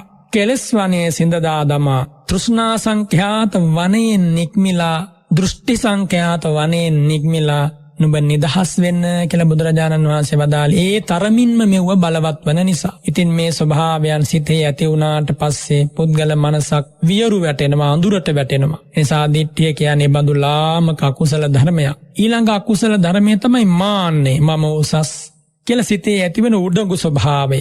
ඒ උඩඟු ස්වභාවයෙන් හින්දා තමයි තව පුද්ගලයන් හා සමාන කරලා හිතනවා, තව පුද්ගලයන් හා උසස් කරලා හිතනවා, තම පුද්ගලයන් හා හීන කරලා හිතනවා. මේ විදිහේ මේ මාන්නේ ඇතිවන්නේම මෝහය මුල් කරගෙනමයි. මෝහය තියෙන නිසාමයි මාන්නේ ඇති වෙන්නේ. ලෝභය තියෙන නිසාමයි මාන්නේ ඇති වෙන්නේ. එහෙනම් මාන්නයක් යම් සිතක පහළ වෙනවා නම් ලෝභයත් මෝහයත් ඒ සිතේ ඒකාන්තයෙන්ම යෙදෙනවා. ලෝභයත් මෝහයත් යම් සිතක යෙදෙනවා නම් ඒ පිටේ මාන්නේ ඇති වුණාට පස්සේ එයාට වැටහෙන්නේ නැහැ මම මාන්නෙන් මේ වැඩ කරන්න කියලා. එයාට තේරෙන්නේ නැහැ මම මාන්නයට යට වෙලා ඉන්නේ. මේක තමයි මාන්නේ, මේක තමයි අහංකාරකම. මේවත් තේරෙන්නේ නැති වුණාම මොන තරම් බලවත් විනාශයකට පුද්ගලයෙක්පත් වෙනවද? ඔය දිට්ඨිය නිසා ඉද මේව සත්‍යම් මෝඝමඤ්ඤං මේ විදිහට හිතනවනේ. මිච්ඡාපස්සතියේදී දිට්ඨි කියලානේ වදාරන්නේ. මේම සත්‍යය අනිත් දේවල් බොරුයි කියලා දෘෂ්ටිය, මිත්‍යා දෘෂ්ටිය ඇති වෙච්ච අත්තු හිතනවා. ලෝකේ ඉන්න මිත්‍යා දෘෂ්ටික ආගම් අදහන උදවිය මෙන්න මේ කාරණේ තමයි වුන් අදහගෙන ඉන්නේ. ඉද මේව සත්‍යම් මෝඝමඤ්ඤං. අපේ ඇදහිීමමයි හරි, අපේ දෙවියන් වහන්සේගේ ඉගැන්වීමමයි හරි, අනිත් ඔක්කොම බොරු. බලන්න මේ දිට්ඨියක බලවත් භාවය. බුදුරජාණන් වහන්සේ දේශනා කරනවා මෙන්න මේ කියන මිත්‍යා දෘෂ්ටිය යෙදෙන සිතේ හැබැයි මාන්නේ නම් වූ ස්වභාවය පහළවන්නේ නැහැ. මේ ධර්මතා දෙක එකකට එකක් ඉඳුරා විරුද්ධ වන ස්වභාවයක් තියෙනවා. ඒ නිසා දිට්ඨිය නම් වූ ස්වභාවයේ යෙදෙන තැන මාන්නේ යෙදෙන්නේ නැහැ, මාන්නේ යෙදෙන තැන දිට්ඨිය යෙදෙන්නේ නැහැ. ඉතින් ඒ නිසා මාන්නේ කියලා වදාරන්නේ කුමක්ද? සෙය්‍යෝ හමස්මීති ආදිනා මඤ්ඤති මානෝ මම ශ්‍රේෂ්ඨයි, මම යායට වඩා උසස්. ඒ අය කොහොමද මගෙත් එක්ක එකට එක කතා කරන්නේ? ඒ අය කොහොමද මට වඩා දෙයක් කියන්නේ? ආදී වශයෙන් පුද්ගල හද సంతානවල විවිධ විෂම සිතුවිලි පහළ වෙනවා. විවිධ විෂම සිතුවිලි අතර මාන්නයෙන් යුක්තව පහළවන සිතුවිලි පහළවන්නට හේතු වන්නේ මාන්නය නම් වූ චෛතසිකය. ඒ චෛතසික ස්වභාවයක්, ඒ අකුසලයක්. ඒ අකුසලයේ ප්‍රහාණය කිරීම පිණිස ශ්‍රාවකයා උත්සාහවත් විය යුතුමයි. බුදුරජාණන් වහන්සේ වදාරනවා දිට්ඨිගත විප්‍රයුක්ත සිත්වලමයි මේ මාන්නය පහළ වෙනවා නම් පහළ වෙන්නේ. ඊළඟ අකුසල ධර්මයේ අකුසල මූලය කුමක්ද? ද්වේෂය. සිතේ යෙදෙන ඡණ්ඩ ස්වභාවය. හරියට දණ්ඩකින් පහර කන ලද නාගයෙක් පොළඟෙක් වගේ අනිෂ්ඨාලම්බන ප්‍රතිලාභයෙන් සිත දූෂණය වෙලා යනවා. බලවත් අකුසලයක්, අකුසල මූලයක් ක්‍රෝධ, පටිඝ, මක්ඛ මේ නම් වලින් හඳුන්වන්නේ ද්වේෂය. සිතේ යෙදෙන බලවත් වූ දෝමනස වේදනාව හා සංප්‍රයුක්ත චෛතසික ධර්මයක්. අකුසල් සිත් අතර ද්වේෂ මූල සිත් දෙකක් පහළ වෙනවා. ඒ සිත් දෙකේම මේ ද්වේෂය පහළ වෙනවා. ඊළඟ අකුසලයේ තමයි ඉස්සා කියලා කියන්නේ. අනුන්ගේ සම්පත් නුරුස්නා ස්වභාවය.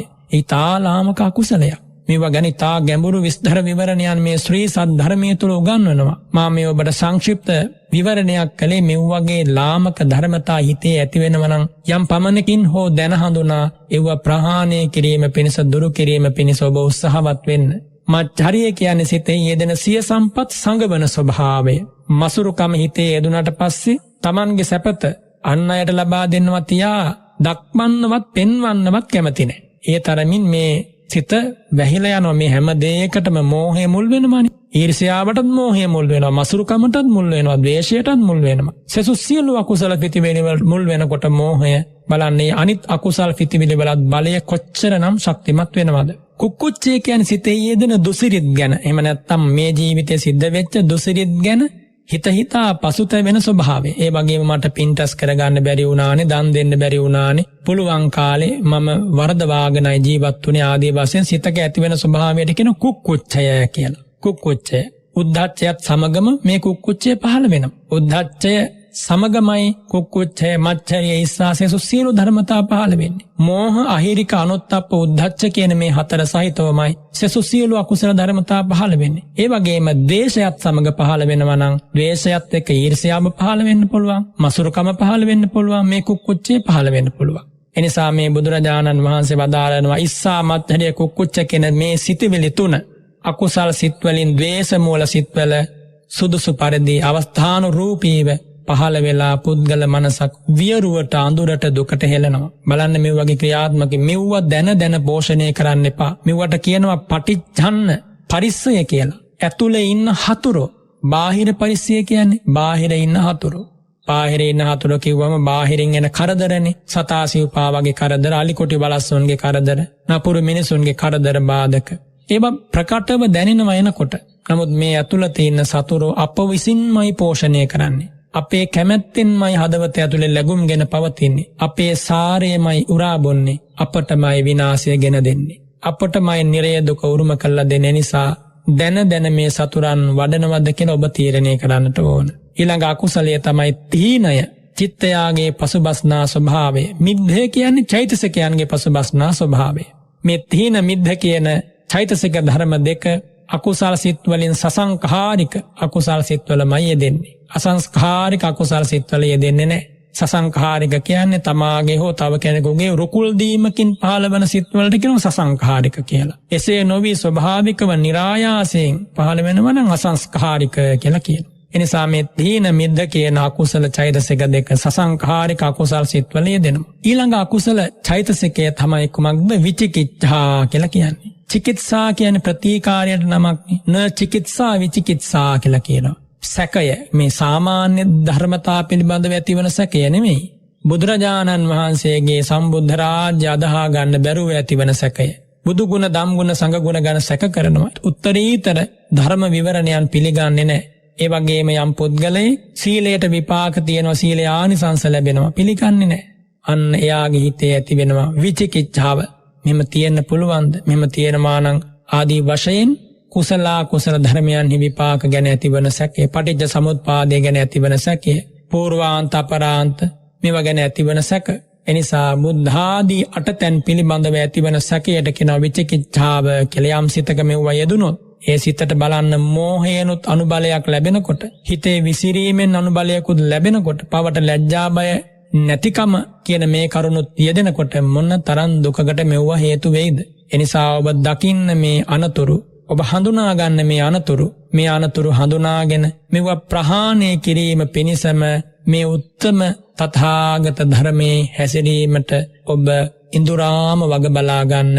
ඔබේ ශාන්තිය, ඔබේ රැකවරණය, ඔබේ ආරක්ෂාව, ඔබේ නිවන ඔබ බලාපොරොත්තු වෙනවා නම්. එනිසා මෝහය කියන නීවරණය සමගින් අහිරික, අනුත්ප්ප, උද්ධච්ච, ලෝභ, ditthi, මාන, දෝෂ, ඉස්සා, මච්චරිය, කුක්කුච්ච, තීන මිද්ධ, විචිකිච්ඡා කියන මෙන්න මේ අකුසල චෛතසිකයෝ පහළ වෙනවා. අවස්ථානුරූපීව, චිත්තානුරූපීව පහළ වෙලා ඔබ මා දුගතියට, අඳුරට, නිරයට, පාපයට, දුකට හෙලනවා. එසේ හෙලන්නේ මේ මෝහය නම් වූ ධර්මයේ බලවත් භාවය නිසා, මෝහය ප්‍රහාණය කිරීම පිණිස ප්‍රඥා භාවනාව වඩන්න. කුමක්ද ප්‍රඥා භාවනාව කියන්නේ? විපස්සනා භාවනාව. එහිදී චතුරාර්ය සත්‍ය නුවණින් විමසන්න. කොහොමද නුවණින් විමසන්නේ? බුදුරජාණන් වහන්සේ වදාරන ඒ ධර්ම හොඳට අසමින් ඒ සිතටගෙන නැවත මෙනෙහි කරමින් භාවනාමය වශයෙන් භාවිතයට ගැනීම තුළ ඒ කියන ලද විපස්සනා භාවනාව ඔබේ ජීවිතයේ දිනක සම්පූර්ණ වෙනවා. චතුරාර්ය සත්‍ය දක්නා ඥාන දර්ශනය පහළ වෙනවා. මෝහයට ප්‍රතිපක්ෂ වූ අමෝහේවත් ප්‍රඥාව පහළ වෙනවා. අහිරිකයට ප්‍රතිපක්ෂ හිරිය, අනුත්ථප්පයට ප්‍රතිපක්ෂ ඔත්තප්පය,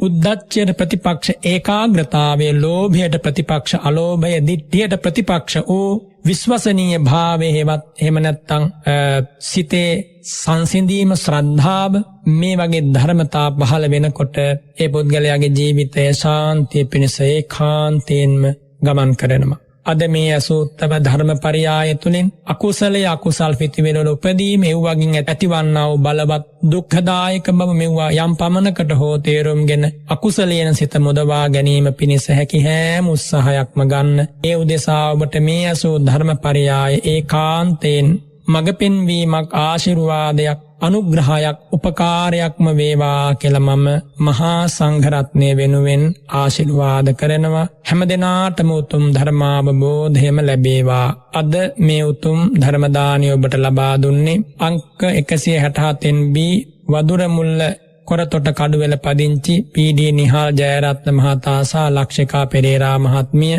මීට වසර 3කට පෙර මිය පරලොව ගිය කේ මායාදුන්නේ ගුරුමෑණියන්ට නිවන් සුව ප්‍රාර්ථනා කිරීම. පරලොව සැපත් වින්ස්ටන් පෙරේරා පියා, සෝමා පීරිස් මව, ජටිලසේන පලිහේන පියා ඇතුළු සංසාරගත සියලු නෑදෑ හිත මිතුරන්ට පින්පෙත් පමුණුවනවා. ඒ වගේම අධ්‍යාපන කටයුතු වල නියැලී සිටින ගවීනා දියණිය ඇතුළු ඒ සියලු දුවා දරුවන්ට ආශිර්වාද කරනවා. ඒ අධ්‍යාපන කටයුතු සාර්ථක කරගන්න මේ උතුම් ධර්ම දානමේ පින ඒකාන්තයෙන් උපකාර වේවා කියලා. ඒ වගේම දෙවියන් සහිත ලෝ සතුන්ට උතුම් චතුරාර්ය සත්‍ය අවබෝධ වේවා කියන පිවිතුරු ප්‍රාර්ථනාවෙන් යුතුවයි අද මේ උතුම් ධර්ම දාණය ඔබට ලබා දුන්නේ. ඒ නම් සඳහන් කළ නොකළ අප සියලු දෙනාගේ නමින් මිය පරලොව ගිය සියලු ඥාතීහු මේ ධර්ම දානයේ පින ඒකාන්තයෙන් අනුමෝදන් වේවා. ඉදං වූ ඥාතිනං හෝතු සුඛිතා හොන්තු ඥාතයෝ. ආකාසට්ඨා ච භුම්මට්ඨා දේවානාගා මහිද්దికා පුඤ්ඤන්තං අනුමෝදිත්වා චිරං රක්ඛන්තු සම්බුද්ධ ශාසනං. චිරං රක්ඛන්තු සම්බුද්ධ දේශනං. චිරං රක්ඛන්තු සම්බුද්ධ ශාවකං. චිරං රක්ඛන්තු ත්වං සදාති. ධර්ම ශ්‍රවණානිසංස බලෙන් හැම හදවතක්ම සුවපත් වෙත්වා. සාදු සාදු සාදු. ඉරිදා සිත්නේ තසපුව ධර්මානුශාසනාවයි නිමාවට පත්ුනේ. අපට බොහෝ වැදගත් වූ කාරණා රැසක් අහන්නට අවකාශය ලැබුණු ධර්මදේශනාවක්. ඒ ධර්මදේශනාව අනුසාරයෙන් ගොඩනැගෙන ධර්ම සාකච්ඡාව අපි විරාමයක් ලබා ප්‍රවෘත්ති ප්‍රකාශයෙන් අනතුරුව ඔබට සමීප කරවන්නට බලාපොරොත්තු වෙනවා. එතෙක් සිත්නේ තසපුව සමග රැඳෙන්න පූජනීය වන්දනීය බලංගොඩ රාධ ස්වාමීන් වහන්සේ නිදුක් වේවා, නිරෝගී වේවා, දීර්ඝායුෂුන් වහන්සේට ලැබේවා. උතුම් වූ නිවනින් නිවීම පිණිසම මේ කුසල් පාරමිතා වේවායි කියා ප්‍රාර්ථනා කරමිනුයි අපි කෙටි විරාමයක් සඳහා සිත්නේ තසපුවෙන් යොමු වෙන්නේ. සනසිල්ලේ සතියන්තේ, සනසිල්ලේ සතියන්තේ, සනසිල්ලේ සතියන්තේ, සනසිල්ලේ සතියන්තේ. කතා කරන සිතුවම් සිත තවනා මනුදම්, කිති කැවෙන හැඟුමන් සනසිල්ලේ මිතුදම්. සනසිල්ලේ සතියන්තේ. දළදා සමිඳුන් වැඩ සිටි ඓතිහාසික දෙවන කළ නෙත් FM රේඩියෝව සංවිධාන කරන කටින චීවර පුණ්‍ය මංගල්‍යදා මහා සංඝරුවන වෙත කටින පිරිකර පිළිගන්වන්නට ඔබටත් දුර්ලභ අවස්ථාවක්. සසර පුරා දනට හොරු දෑත් ඇති ඔබ එදිනට පූජා කරන පිරිකරය වෙන්කොට තබාගන්න. දැන්ම අමතන්න. 077 77 25 214. අට මහා පින්කම් අතර ප්‍රමුඛ පින්කමට ඔබත් දායක වන්න. net FM වස්සාන පූජා. අපි නැවතත් ඉරිදා සිත්නෙත් අසපුව වැඩසටහන සමග සම්බන්ධ වන්නේ. ඉරිදා සිත්නෙත් අසපුව තුළ අද දේශනාව මනවින් ඔබ ශ්‍රවණය කළා නම් අපේ හිත් තුළ කොතරම් අකුසල් තිබෙනවාද? අකුසල් පුරවගන්න මාර්ග කොතරම් විවර වෙනවාද? ඒවා විවර වෙන්න අපි අකුසලයටම නැඹුරු වී සිටිනවාද? නැත්නම් ඒ විවර වෙන අකුසල මූලයන් හඳුනාගෙන ඊට ප්‍රතිකර්මයක් විදිහට කුසල මූලයන්ට ඉඩකඩ ලබා දීලා එය වර්ධනය කරගෙන ජීවිතය හසුරනවාද කියන කාරණය පිළිබඳව මනවින් විග්‍රහාත්මකව මේ ජීවිතයේ දෙස ආපසු හැරී බැලීමක් කරන්නටත් අනාගතය දෙස හොඳ අවබෝධයෙන් යුක්තව ගමන් කරන්නටත් මේ දේශනාව හේතු වෙනවා. කිසිදු සැකයක් නැහැ. අපේ ශ්‍රාවකයෝ බොහොම සතුටටපත් වෙ ඇති මේ පහදා දෙන කාරණා සැබවින්ම අප කෙරෙහි අනුකම්පාවෙන් එදා ලෞතුරු තථාගතයන්න් වහන්සේ දේශනා කරන්නට ඇති ඒ උතුම් වූ සම්බුදු දේශනාව වර්තමානයේදී අපේ කනට ඇහෙන්නට අපේ ජීවිතයට ලං කරන්නට අපේ ගෞරවනීය දේශකයන්න් වහන්සේලා මහා සංඝරත්නය ගන්න උත්සාහය පිළිබඳව කැපවීම පිළිබඳව අප්‍රමාණ ගෞරවයක් අපේ හිතේ අපේ ශ්‍රාවක ජනතාවගේ හිතේ මතුවෙනවා ඇති. ඉතින් මේ ශ්‍රද්ධාව ගෞරවයේ පිරුණු හෘදයාංගම ගුණය තබාගෙන එලෙසින්ම ඒ ගෞරවය අපේ ගෞරවනීය දේශකයන්න් වහන්සේලාට නැවත හිමි වේවා. ඒ ගෞරවය තුලින් මේ සමාජීය ධර්මයෙන් පිරීතිරේවා කියන ප්‍රාර්ථනාවත් හිතේ දරාගෙන අපි ඉරිදා සිත්නෙත් අසපුව ධර්ම සාකච්ඡාවට යොමු වන්නටයි සූදානම් වන්නේ. බෙලිහුල්ලොය සීල සමාහිතාරණ්‍ය සේනාසන වාසී අභිධර්ම කතිකාචාර්ය ත්‍රිපිටකාචාර්ය ත්‍රිපිටක විශාරද ශාස්ත්‍රපති රාජකීය පඬිත පූජනීය බලංගොඩ රාධ ස්වාමීන් වහන්සේ මේ ඉරිදා සිත්නෙත් අසපුව තුල දහම් අවවාදය ඔබට ලබා දෙන්නේ. ධර්මයේ මාර්ගය ඔබට කියා දෙන්නේ. ඉතින් මේ ධර්ම මාර්ගයේ නියැලෙන ඔබට මේ ධර්ම සාකච්ඡාවත් ඉතා වැදගත් වේවි. ඒ නිසා දේශවන් යොමා ඕනෑකමින් ධර්මයේ ශ්‍රවණය කරන්නට ධර්ම සාකච්ඡාව ශ්‍රවණය කරන්නට ඔබට ඇරියොම් කරමින් පූජනීය වන්දනීය බලංගොඩ රාධ ස්වාමීන් වහන්සේව ඉරිදා සිත්නෙත් අසපුව ධර්ම සාකච්ඡාවට නැවත වාරයක් බොහොම ගෞරවයෙන් නමස්කාර පූර්වක චේතනාවෙන් පිළිගනු ලබනවා. අවසරයි ස්වාමීන් වහන්සේ. ස්වාමීන් වහන්සේ ඔබ වහන්සේ දේශනාවේ වැඩි වශයෙන් අවධානය මෝහය දෙසට යොමු කළා. මෝහය තුලින් ඇතිවෙන්නා වූ විපාකයන් පිළිබඳව අවධානය යොමු කළා. ඊට සාතිරේකව ඔබ වහන්සේ තවත් අකුසලයන් පිළිබඳව මේ දේශනාව තුළදී කාරණා ඉස්මතු කරන්නට යෙදුණා. අපේ හාමුදුරනේ මම ඔබ වහන්සේට බොහොම ගෞරවයෙන් ආරාධනා කරන්නේ මෝහය පිළිබඳව තවත් අපට කාරණා පහදා දෙන්නට. ඔබ වහන්සේ සිහිපත් කළා මෝහයට හේතුව විදිහට අයෝනිසෝ මනසිකාර්ය ප්‍රධානයි කියන කාරණය. එයත් සමගම තවත් කාරණා තිබෙනවායි කියන කාරණය ඔබ වහන්සේ සිහිපත් කළා. මෝහය උත්පත්ති දෝෂයක්ද ස්වාමීන් වහන්සේ? උත්පත්තියෙන්ම අපිට ලැබෙන දෙයක්ද? මෝහයට හේතු තවත් තිබෙනවාද? ඒ කාරණා අපේ සමාජයේ තනුවත් වුණොත් අපේ යෝනිසෝ මනසිකාර්ය තුලින් ගොඩනගා ගන්නට පුළුවන් ශක්තිය ඇති කරගන්න වාසෙම අනිත් අවස්ථාවලදී ඒ අකුසලයන් හඳුනාගෙන ඒ මාර්ගයන් හඳුනාගෙන ඉන් නිවැරදි භාවයට පත්වන්නට අපට වාසනාව පෑදේවි. ඒ නිසා මම බොහොම ගෞරවයෙන් ඔබ වහන්සේට ඇරියුම් කරනවා. සාකච්ඡාව ආරම්භුමට මෝහය ඇති වෙන්නට හේතු අයෝනිසෝ මනසිකාර්යයට අමතරව තව තිබෙනවාද කියන කාරණේ පහදා දෙන්නට අවසරයි ස්වාමීන් වහන්සේ.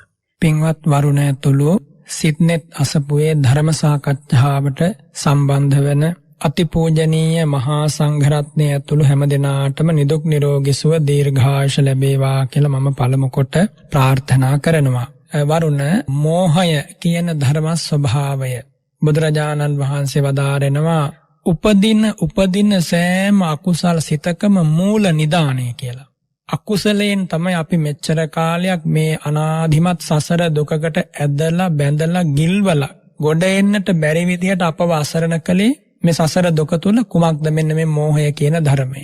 මෝහය කියන්නේ ඇසක පටලයක් වගේ කියලා මම මේ දේශනාව තුළ ඔබට කියලා දුන්න තථාගත බුද්ධ වචනයට අනුව. එතකොට උත්පත්තියෙන්ම වරුණ මේ අපේ ජීවිතවලට නිසංග වශයෙන් ලැබිච්ච උරුමයක් තමයි මේ මෝහය කියන්නේ. ඇයි උපදින්නේ කියලා අහුවොත් කෙනෙක් උත්තර දුන්නොත් මෝහය නිසා උපදින්නේ කියලා හරියටම හරි වරුණ. ඇයි තිරිසන් ප්‍රේත අසුර ලෝකේ වැටෙන්නේ කියලා අහුවොත් මෝහය නිසායි වැටෙන්නේ. ඇයි මිනිස්සු මෙච්චර රාගයට වසඟ වෙන්නේ? මෝහය නිසායි වසඟ වෙන්නේ. ඇයි මිනිස්සු ද්වේෂපරවස වෙන්නේ? මෝහය නිසායි ඒ දේ සිද්ධ වෙන්නේ. ඇයි මිනිස්සු මේ මාන්නේ අහංකාරකම් කුහකකම් මේ වගේ දේවල් සිද්ධ කරන්නේ? මෝහය නිසා. ඒක නිසා මෝහය කියන්නේ සෑම අකුසලයක්ම උපදවාලන ධර්ම ස්වභාවය. මෝහයෙන් තොරව කිසිම පාපී සිතුවිල්ලක් උපදින්නේ නැහැ. මෝහය තියෙන නිසාමයි පාපී සිතුවිලි උපදින්නේ. ඒ වගේම වරුණ මෝහයට ආසන්නතම හේතුව අයෝනිසෝ මනසිකාරය. එතකොට මේ අයෝනිසෝ මනසිකාරයේ ආසන්නතම හේතුව උනාට සෙසු හේතුන් ගණනාවකුත් තියෙනවා. එහෙමයි සනස. ලෝභයත් මෝහයට හේතු වෙනවා. ද්වේෂයත් මෝහයට හේතු වෙනවා. අසත්පුරුෂ ඇසුරත් මෝහයට හේතු වෙනවා. මේ සමස්තය රඳා පවතින්නේ අසත් ධර්ම ශ්‍රවණය මතනේ. අසත් ධර්ම ශ්‍රවණය සිද්ධ වෙන්න මෝහය වැඩෙනවා. කුමක්ද අසත් ධර්ම ශ්‍රවණය කියන්නේ? තථාගතයන් වහන්සේගේ සාන්ත සුවදායක ධර්මයේ ශ්‍රවණය නොකිරීම. වෙන ලෝකේ මොන දේශනාව, මොන සාකච්ඡාව, මොන සම්මන්ත්‍රණය, මොන මන්ත්‍රණය, මොන කතාව ඇහුවත් ඒක බුද්ධ වචනයක් නොවේ නම් ඒකාන්තයෙන් මෝහය වැඩෙනවා. මේ වචනයට අභියෝග කරන්න සමතෙක් මේ තුන් ලෝක ධාතුවේ නැහැ. එනිසා වරුණ මේ සූත්‍ර විනය අභිධර්මයේ අපාද සතුව පවතින පිරිසිදු බුද්ධ වචනේ අර්ථකථා ටීකා සහිතව ඇසෙනවා නම් අන්නේ ඇසීමෙන් තොරව වෙන මොනවද අසන්නේ? ගීත වේවා, තමනාද ලෝකේ තියෙන කන් දෙකෙන් අසන, ඇස් දෙකෙන් බලන, මේ ඉඳුරන් හා සම්බන්ධ වෙන ඒ හැම දෙයකින්ම වැඩෙන්නේ මෝහයමයි.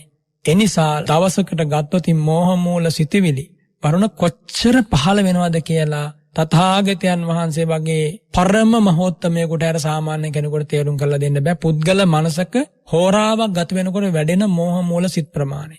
අපට තියෙන ලොකුම ප්‍රශ්නයත් සසර දුකේ අපව ගිල්වල තබන හේතුවත් මේ මෝහය. එහෙමයි සනස. එතකොට වරුණ බුදුරජාණන් වහන්සේ දේශනා කරනවා මේ මෝහය ඇතිවෙච්ච ආදි කෙලවරක්. ඊතෝ පුබ්බේ අවිජ්ජා නාහෝසි අත්ථ පච්චා සම්භවි. මෙන්න මෙතනින් එහා පැත්තේ අවිද්‍යාව තිබුණේ මේක තමයි සීමාව කියලා කල්ප ගණනක ඉතිහාසයේ තැනක්වත් පෙන්වන්න බෑ. කෙලවරක් නැහැ මෝහය ඇති වුණේ කවද්ද කියලා ඇහුවොත් ඒකට පිළිතුරක් දෙනවා නම් දෙන්නේ එකම උතුමන් වහන්සේ තථාගතයන් වහන්සේ පමණයි. දීපු පිළිතුර තමයි ඔය මම දැන් ප්‍රකාශ කළේ. මෝහය කියන වචනේ තේරුම, මෝහය කියන ධර්ම ස්වභාවයේ තේරුම ඇහුවොත් කෙනෙක් සරලව කියලා දෙන්න පුළුවන් බුද්ධ වචනයට අනුව චතුසු සත්‍යේසු අඥාන. කුමක්ද? චතුරාර්ය සත්‍ය නොදන්නා බවමයි මෝහය කියන්නේ. එතකොට මේ මෝහය කියන ධර්ම ස්වභාවයේ වර්ණ තව ආකාර ගානකින් විස්තර කරනවා. යම් මෝහෝ මුහ්‍යනා මුහිතත්තං. එතකොට මෝහයට පත්වන භාවයක්, ඊළඟට මෝහනීය ස්වභාවයක්, අරමුණේ යථා ස්වභාවය වැටහෙන්නේ නැති ස්වභාවයක්, අවිද්‍යාවක්, අවිද්‍යා අන්ධකාරයක්, අවිජ්ජා ලංඝි, අවිද්‍යාවේ පැටලීමක්. ඔය අවිද්‍යාව කියන්නේ, මෝහය කියන්නේ, දුෂ්ප්‍රඥ බව කියන්නේ, ප්‍රඥාව නැතිකම කියන්නේ, මෝඩකම කියන්නේ, මේ හැම වචනයකින්ම කියන්නේ මෙන්න මේ මෝහය කියන ධර්ම ස්වභාවය. සවන්හස් එතකොට දැන් මෝහය කියන කාරණාව පැහැදිලි කිරීමේදී අපි දැන් සාමාන්‍යයෙන් අපේ ජීවිතය තුළ අපි දකින්න සමහර අය ඉන්න අපි කියන්නේ මෝඩ පහේ මිනිස්සු කියලා අපි සාමාන්‍යයෙන් හඳුරගන්න පුළුවන්. යම් අඩුපාඩු තියෙන, නැත්නම් මානසිකව නිකන් වික්ෂිප්ත වෙලා වගේ කටයුතු කරන එහෙම අය අපි දකිනවා. හැබැයි ඒ අය මෝහය නිසා කියලා අපිට අර්ථ ගන්නවනට වඩා සාමාන්‍ය සමාජය තුළ දැනුමෙන් බුද්ධිමත් භාවයෙන් ඉන්න පිරිසත් ඇතැම් වෙලාවට කටයුතු කරන විට අපිට වැටහෙනවා ඒ අය තුලත් යම් ආකාරයේ අප තුලත් යම් ආකාරයේ මේ කාරණා දරුලා වැඩෙනවා කියන කාරණේ. ඒතකොට අපිට පූර්ව නිගමනයකට එන්න පුළුවන් කමක් නැහැ අපි මෝහයෙන් මිදිලා. එහෙම නැත්නම් අපිට මෝහයනේ අපි මෝඩකම නැහැ. මෙහෙම අපේ දුෂ්ප්‍රඥ භාවය අපිට නැහැ, අපි ප්‍රඥාවන්තයි. එහෙම කියලා අපිට පූර්ව නිගමනයකට එන්න තියෙන හැකියාව කොහොමද ස්වාමීන් වහන්සේ කියන්නේ? ඕනෑම පෘථග්ජන ඕනෑම කෙනෙකුට මේ මෝහය එකසේ බලපාන්නට පුළුවන්කමක් තිබෙනවද? වරුණ ඒ ප්‍රශ්නේදී මෙන්න මෙහෙම උත්තරයක් තමයි ධර්මානුකූලව ලබා දෙන්න පුළුවන්. පෘථග්ජන පුද්ගලයෙකුට මෝහය එක මට්ටමටම බලපාන්නේ නැහැ. දැන් අපි ගත්තොත් මෝහය අවස්ථා කිහිපයකින් තමයි ප්‍රහාණය වෙන්නේ, යටපත් වෙන්නේ, දුරු වෙන්නේ. වරුණ දැන් මේ කතාව අහගෙන ඉන්නකොටත් මෝහය යටපත් වෙනවා. හැබැයි මුළුමනින්ම ප්‍රහාණය වෙන්නේ නැහැ. ධර්ම සාකච්ඡාව, ධර්ම ශ්‍රවණය කියන මෙන්න මේ කරුණු දෙක ඍජුවම මෝහයට විරුද්ධව සටන් කරලා මෝහය දුරු කරන්න ඒක හේතු වෙනවා. හැබැයි මෝහය ඉතිරියක් නැතිව ප්‍රහාණය වෙන්නේ අරහත් මාර්ග ඥානයෙන්. මෝහ කියන මේ ධර්මතාවය රූප රාග, අරූප රාග, මාන, උද්ධච්ච, අවිජ්ජා කියන මේ පහ ප්‍රහාණය වෙන්නේ අරහත් මාර්ගයෙන්නේ. එතකොට අවිජ්ජාව කියන්නේ මෝහයට. ඒ නිසා අරහත් මාර්ගයේ දක්වාම මෝහයේ බලපෑම තියෙනවා. ඊළඟට එතනින් මෙහා හැබැයි යම් කෙනෙක් සෝතාපන්න ආර්ය ශ්‍රාවකෙක් වෙද්දී මෝහයේ බලය වරුණ තව ආත්ම භාව 7කට එහා පවත්වන්න බැරි මට්ටමට මෝහයේ බලය හීන වෙනවා. එහෙමයි. එතනින් මෙහා පුදුන් භූමියේ, ප්‍රත්‍යඥ භූමියේ ඉන්න සියලු දෙනාටම මේ මෝහය අඩු වැඩි වශයෙන් ක්‍රියාත්මක වෙනවා. තථාගත ධර්මයේ අහන ප්‍රගුණ කරන සීලාදී ගුණපිළිවෙත් පුරණ ඇත්තන්ට සාපේක්ෂව එසේ නොකර නැත්තන්ගේ මෝහය විතරයි වරුණ තියෙන ජීවිතේ. නැත්තම් මෝහය අඩු වැඩි කියලාවත් කියන්න බෑ. එසේ නොකර නැත්තන්ගේ ජීවිතවල තනිකර මෝහයක් පමණයි. කතා කරන වචනේ මෝහ සංප්‍රයුක්තව පිට වෙන වචන. හිතන සිතවිලි සමස්තයම මෝහ සංප්‍රයුක්තයි. කරනු ලබන සියලු කායික ක්‍රියා මෝහයෙන් යුක්තයි. ඉතින් ඒ නිසා වරුණ යන්තමින් අපි මේ බේරිලා ඉන්නේ මේ බණපදේ අහන හෝ හිතන හෝ මේ දහම ඇහෙන මහනේ ඉන්න ශ්‍රද්ධාවන්තයාගේ හිත යාන්තමින් මේ මෝහ තිමිර පරලෙන් తాවකාලිකව අයින් වීමක් වෙලා තියෙනවා. හැබැයි එහෙම අයින් වුණාට මේ මානසිකාරය නැති වෙච්ච ගමන්ම ඊළඟට උපදින සිතවිල්ලත් එක්ක මෝහය තමයි වැඩ කරන්නේ.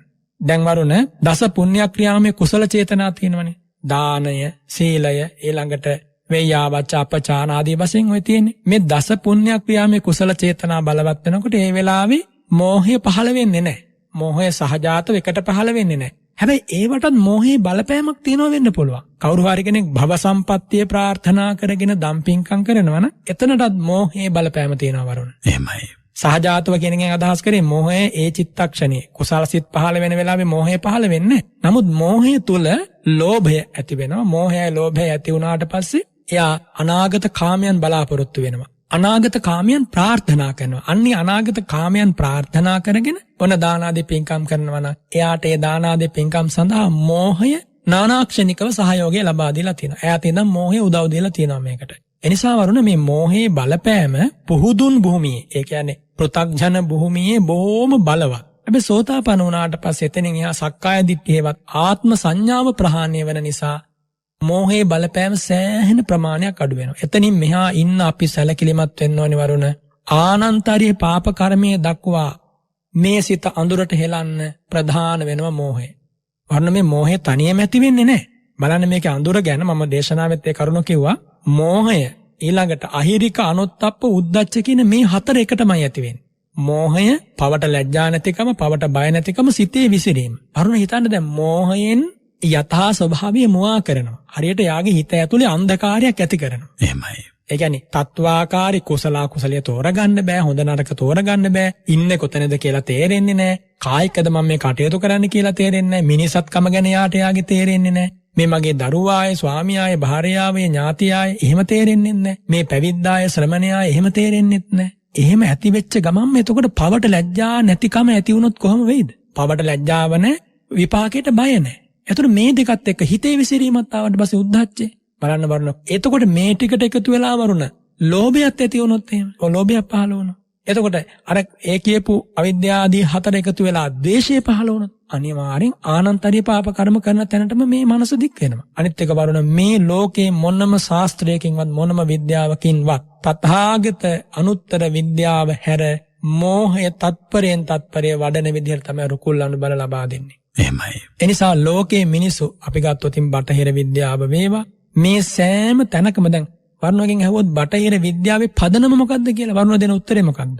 වර්ණ බය නැතුව කියන්නේ බටහිර විද්‍යාවේ පදනම මෝහයයි අවිද්‍යාවයි කියලා. එතකොට විද්‍යාවක පදනම අවිද්‍යාව. අනාර්ය වූ විද්‍යාවක පදනම මේ අවිද්‍යාව. එතකොට අවිද්‍යාව මත ගොඩ නැගෙන දේවල් තමයි අපි මේ මහා ලොකුවට උජාරුවෙන් කතා කරන්නේ. කරපින්නාගෙන ඉන්නේ. එනිසා වරුණ බුදුරජාණන් වහන්සේගෙන් භික්ෂුන් වහන්සේලා අහනවා ස්වාමීනි ලෝකාන්තරික නිරය කියන්නේ බලවත් අන්ධකාරයක් තියෙන තැනක්නේ. එහෙමයි. වරුණ කළුවරටනේ අන්ධකාරය කියන්නේ තිමිර කියලා කියනවා. කළුවරට අන්ධකාරය කියලා කියනවා. ඉතින් මේ අන්ධකාරයන් අතර සාමාන්‍යයෙන් පියවියසින් බැලුවොත් එහෙම බලවත්ම අන්ධකාරය තියෙන්නේ ලෝකාන්තරික නිරයේ. ඒ කියන්නේ ඒ ලෝකාන්තරික නිරය පිහිටන්නේ සක්වල තුනක් මැද. ඒතර සක්වල තුනක් මැද පිහිටනකොට සක්වලකට අදාළ වූ ඉර හඳකින්වත් ඒකට එළිය ලැබෙන්නේ නැහැ. තාරකා රූපවල එළිය ලැබෙන්නේත් නැහැ. ඒතර කොහොමවත් ආලෝකයක් ලැබෙන්නේ නැහැ. බුදු උපතකදී කියන්නේ තථාගතයන් වහන්සේ ප්‍රතිසන්දි ගන්නකොට යම් ආලෝකයක් පහළ වෙනවා. තථාගතයන් වහන්සේ අබිනිෂ්ක්‍රමණය කරනකොට ලෞතර බුද්ධ රාජ්‍යයටපත් වෙනකොට ඒ වගේ විශේෂ අවස්ථාවල විතරයි ඒ නිරයට ඒ තථාගත ශ්‍රී ශරීරයෙන් නිකුත් වෙන ආලෝකය නිසා ආලෝකමත් වෙන්නේ. ඉතින් භික්ෂුන් වහන්සේලා අහනවා ස්වාමීනි ඔయిత වඩා අන්ධකාරය තවත් තියෙනවද?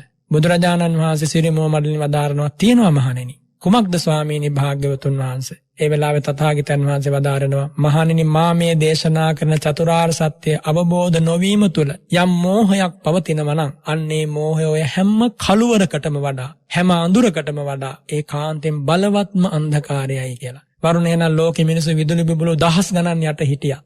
මොන විදිහ ආලෝකයන් මැද හිටියත් ඉන්නේ අතිශයින් අන්ධකාරයක. ඒ අන්ධකාරයේ ඇයි ඒකට අන්ධකාරයක් කියන්නේ? අද මේ මිනිස් දැසින් එළිය බලන කෙනා ඊළඟ දවසේ ඊළඟ ජීවිතය හැරලා බලනකොට සතර අපායේ බැලූ වත ගිනිද. ඊළඟට හැරලා ගිහිල්ලා බලනකොට සමහරට പ്രേත ලෝකේ තනිකර බලනාත අසුචි පේන්නේ. බලන්න මේ අඳුර. ඊළඟට ගිහිල්ලා S2 ඇරලා බලනකොට සමහර විට මහා කැලේක සිව්පා සතුන් මැද. වරුණ ඊට වඩා මිනිසෙකුට වෙන වින්නහයක් තව තියෙනවද? එහෙමයි. ඉතින් ඒකටනේ මෝහය කියන්නේ. ඒ නිසා මෝහය කියන එක හොඳක්ද එහෙනම්? ඒ නිසා වරුණ මේ ලෝකෙ මොන විද්‍යාවන් ඉදිරිපත් වුණත් මොන සොයා ගැනීම කරත් ඒ හැම දෙයකින්ම මිනිස් මනසේ මෝඩකම මෝහයමයි දවසින් දවස වැඩුණේ. ඇයි එහෙම වෙන්නේ? එයා ආර්ය විද්‍යාවෙන් ඈත් වෙනවා. චතුරාර්ය සත්‍ය දක්නා ඥානය පහළ වෙන්න තියෙන ඉඩකඩ එයා විසින්ම එයාගේ මනසේ අවුරාලනවා.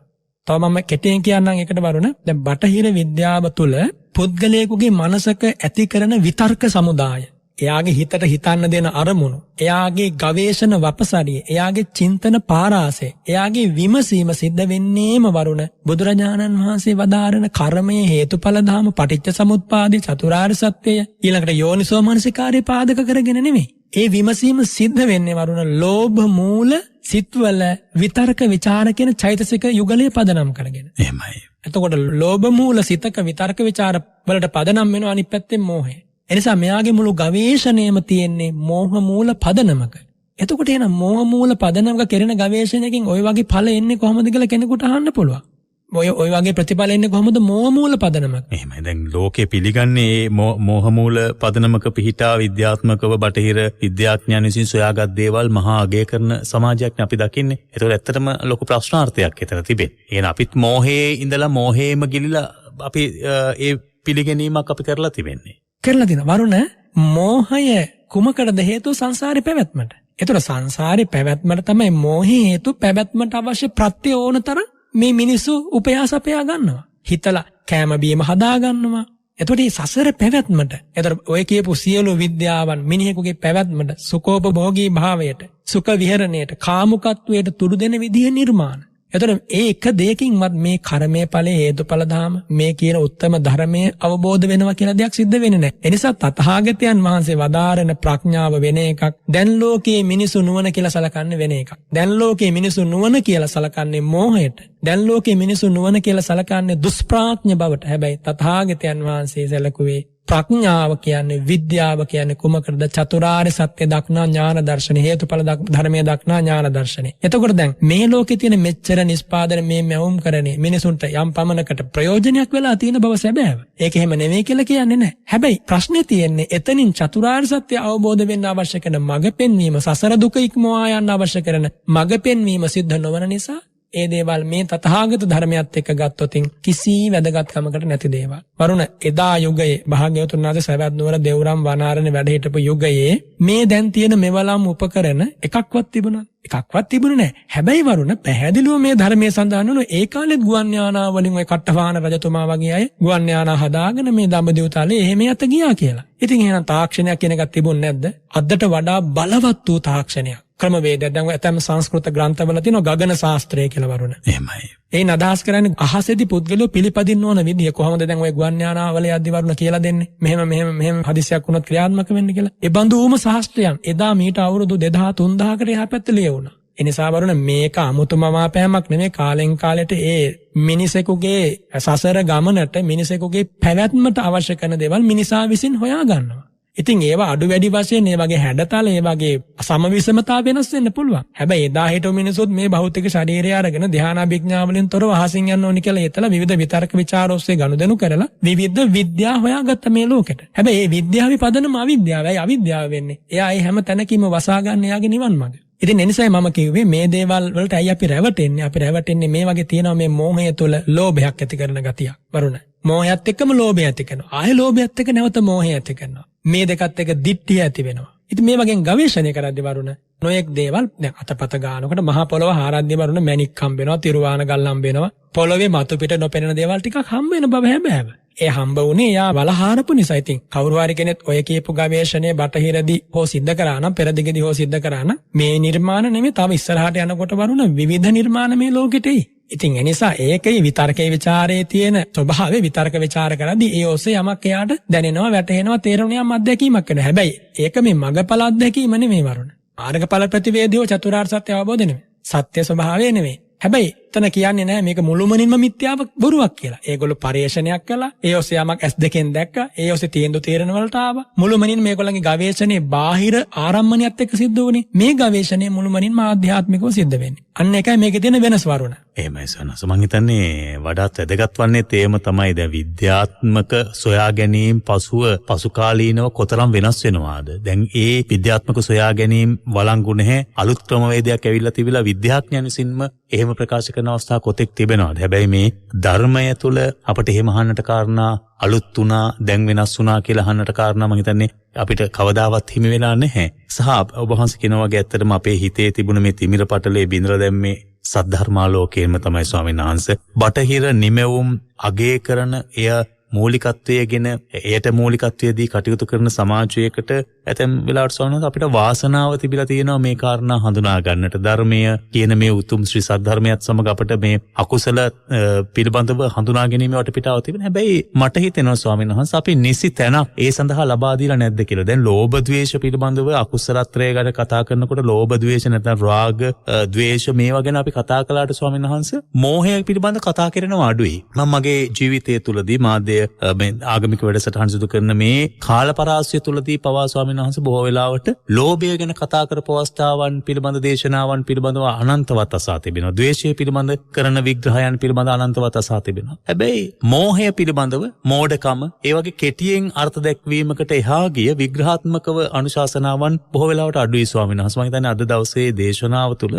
මේ ඔබ වහන්සේ පහදා දුන්නු මෝහය පිළිබඳ පහදා දුන්නු කාරණා හරිම වටිනවා ස්වාමීන් වහන්සේ. අපි මෝහයට කියන්නේ වැඩි තැනක් ලබා දීලා ඒ පිළිබඳ විග්‍රහාත්මකව අනුශාසනා සිදු කළා නම් තවත් මේ කාරණා පිළිබඳව සමාජයේ දැනුවත් වෙන්නට තිබුණාය කියලා මට හැඟීමක් ඇති වෙනවා ස්වාමීන් වහන්සේ. ඔබ වහන්සේ කැමති ඒ පිළිබඳව දැනගන්නට ඇත්තටම අපි ලෝභ, ද්වේෂ කියන කාරණා වලට වගේම මෝහයට වැඩි අවස්ථාවක් නැත්නම් වැඩි අවකාශයක් උදා කර දුන්නොත් එහෙම ජන සමාජයට ඒන් මහා වාසනාවක්, ශක්තියක් මේ තත්වෙන් මිදෙන්නට හිමි වෙනවා කියලා මම විශ්වාස කරනවා ස්වාමීන් වහන්සේ. වරුණ බුදුරජාණන් වහන්සේ දේශනා කරනවා දුප්පඤ්ඤෝ භික්කවේ භික්ඛු චවති නප්පතිඨාති සද්ධම්මේ. දුෂ්ප්‍රඥ කෙනා මේ ධර්මයේ තුල පිහිටන්නේ නැහැ. එයා ධර්මයෙන් චවති කියන්නේ චුත වෙලා යනවා, පහ වෙලා යනවා, ඈත් වෙලා යනවා. ධර්මයේ තුල එයාට පිහිටන්න බෑ. ධර්මයාගේ ජීවිතේ වැඩෙන්නේ නැහැ. දුෂ්ප්‍රඥ බව කියලා කියන්නේ දුප්පඤ්ඤ කියලා කියන්නේ ප්‍රඥාව නැහැ. එහෙනම් මෝහයයි එයාගේ ජීවිතේ තියෙන්නේ. මෝහයෙන් යුක්ත කෙනා. එහෙමයි. වරුණ දැන් ඔය ලෝභය ගැන, ද්වේෂය ගැන අපි කතා කරනවා. වැඩිපුර දේශකයන් වහන්සේලා කතා කරනවා. මේ මෝහය ලෝභයත් එක්ක එකතු වෙලා පහළ වෙනකොට වරුණ ප්‍රකට වශයෙන් ලෝභය කියන එක දැනෙන ගතිය වැඩි. ද්වේෂය කියන එක දැනෙන ගතිය වැඩි. හැබැයි මේ දෙකම මෙහෙවන බලවේගයේ මෝහය කියලා බැලූ බැල්මට පේන්නේ නැහැ. හැබැයි මේ හැම තැනකම තියෙන මෝහයේ ජීවය. මෝහයෙන් හයිය, මෝහයෙන් ජීවය ලබාගෙන තමයි ලෝභය මේ ක්‍රියාත්මක වෙන්නේ. මෝහයෙන් හයිය ජීවය ලබාගෙන තමයි ද්වේෂය ක්‍රියාත්මක වෙන්නේ. එනිසා මෝහයෙන් තොර කිසිම අකුසලයකට ඔලුව උස්සන්න බෑ. මෝහය කියන ධර්මතාවයේ වරුණ ඇත්තටම ඍජුවම විස්තර කරනවා නම් ත්‍රිලක්ෂණ අවබෝධය අවරාලන, ත්‍රිලක්ෂණ අවබෝධය වසාලන්නේ කුමකින්ද? අන්න ඒක තමයි මෝහය. එහෙමයි. අනිත්‍යදී අනිත්‍ය හැටියට දැක ගන්නට ඉඩ නොදෙන නිසා තමයි වරුණ පුද්ගලයෙක් මේ ලෝභය කාමුකත්වයට මේ තරම් ඇදෙන්නේ. දුක් දේ දුකයි, අනාත්ම දේ අනාත්මයි කියලා තේරුම් ගන්න බැරි බව නිසා තමයි මගේ දේවල්, මට අයිති දේවල් ආදී වශයෙන් විවිධ ඒ කාමරූපී සංකල්පනා ගොඩනගාගෙන හදවත තුළ මේ පුද්ගලයා ද්වේෂ පරවස වෙලා බලවත් ව්‍යසනයන් Tamanටත් අනුන්ටත් කරන්නේ මෝහය තුළ. වරුණ ඉතිහාසයේ ගත්තොත් මේ ලෝකේ අපි දන්න සමීප ඉතිහාසයේ ඔය හිට්ලර් වගේ ආයේ මිනිස්සු ලක්ෂ කීයක් මරුවද? 300-400ක් මරුවානේ. එහෙමයි. මම කියන්නේ මේ මෝහයේ බලවත් භාවය.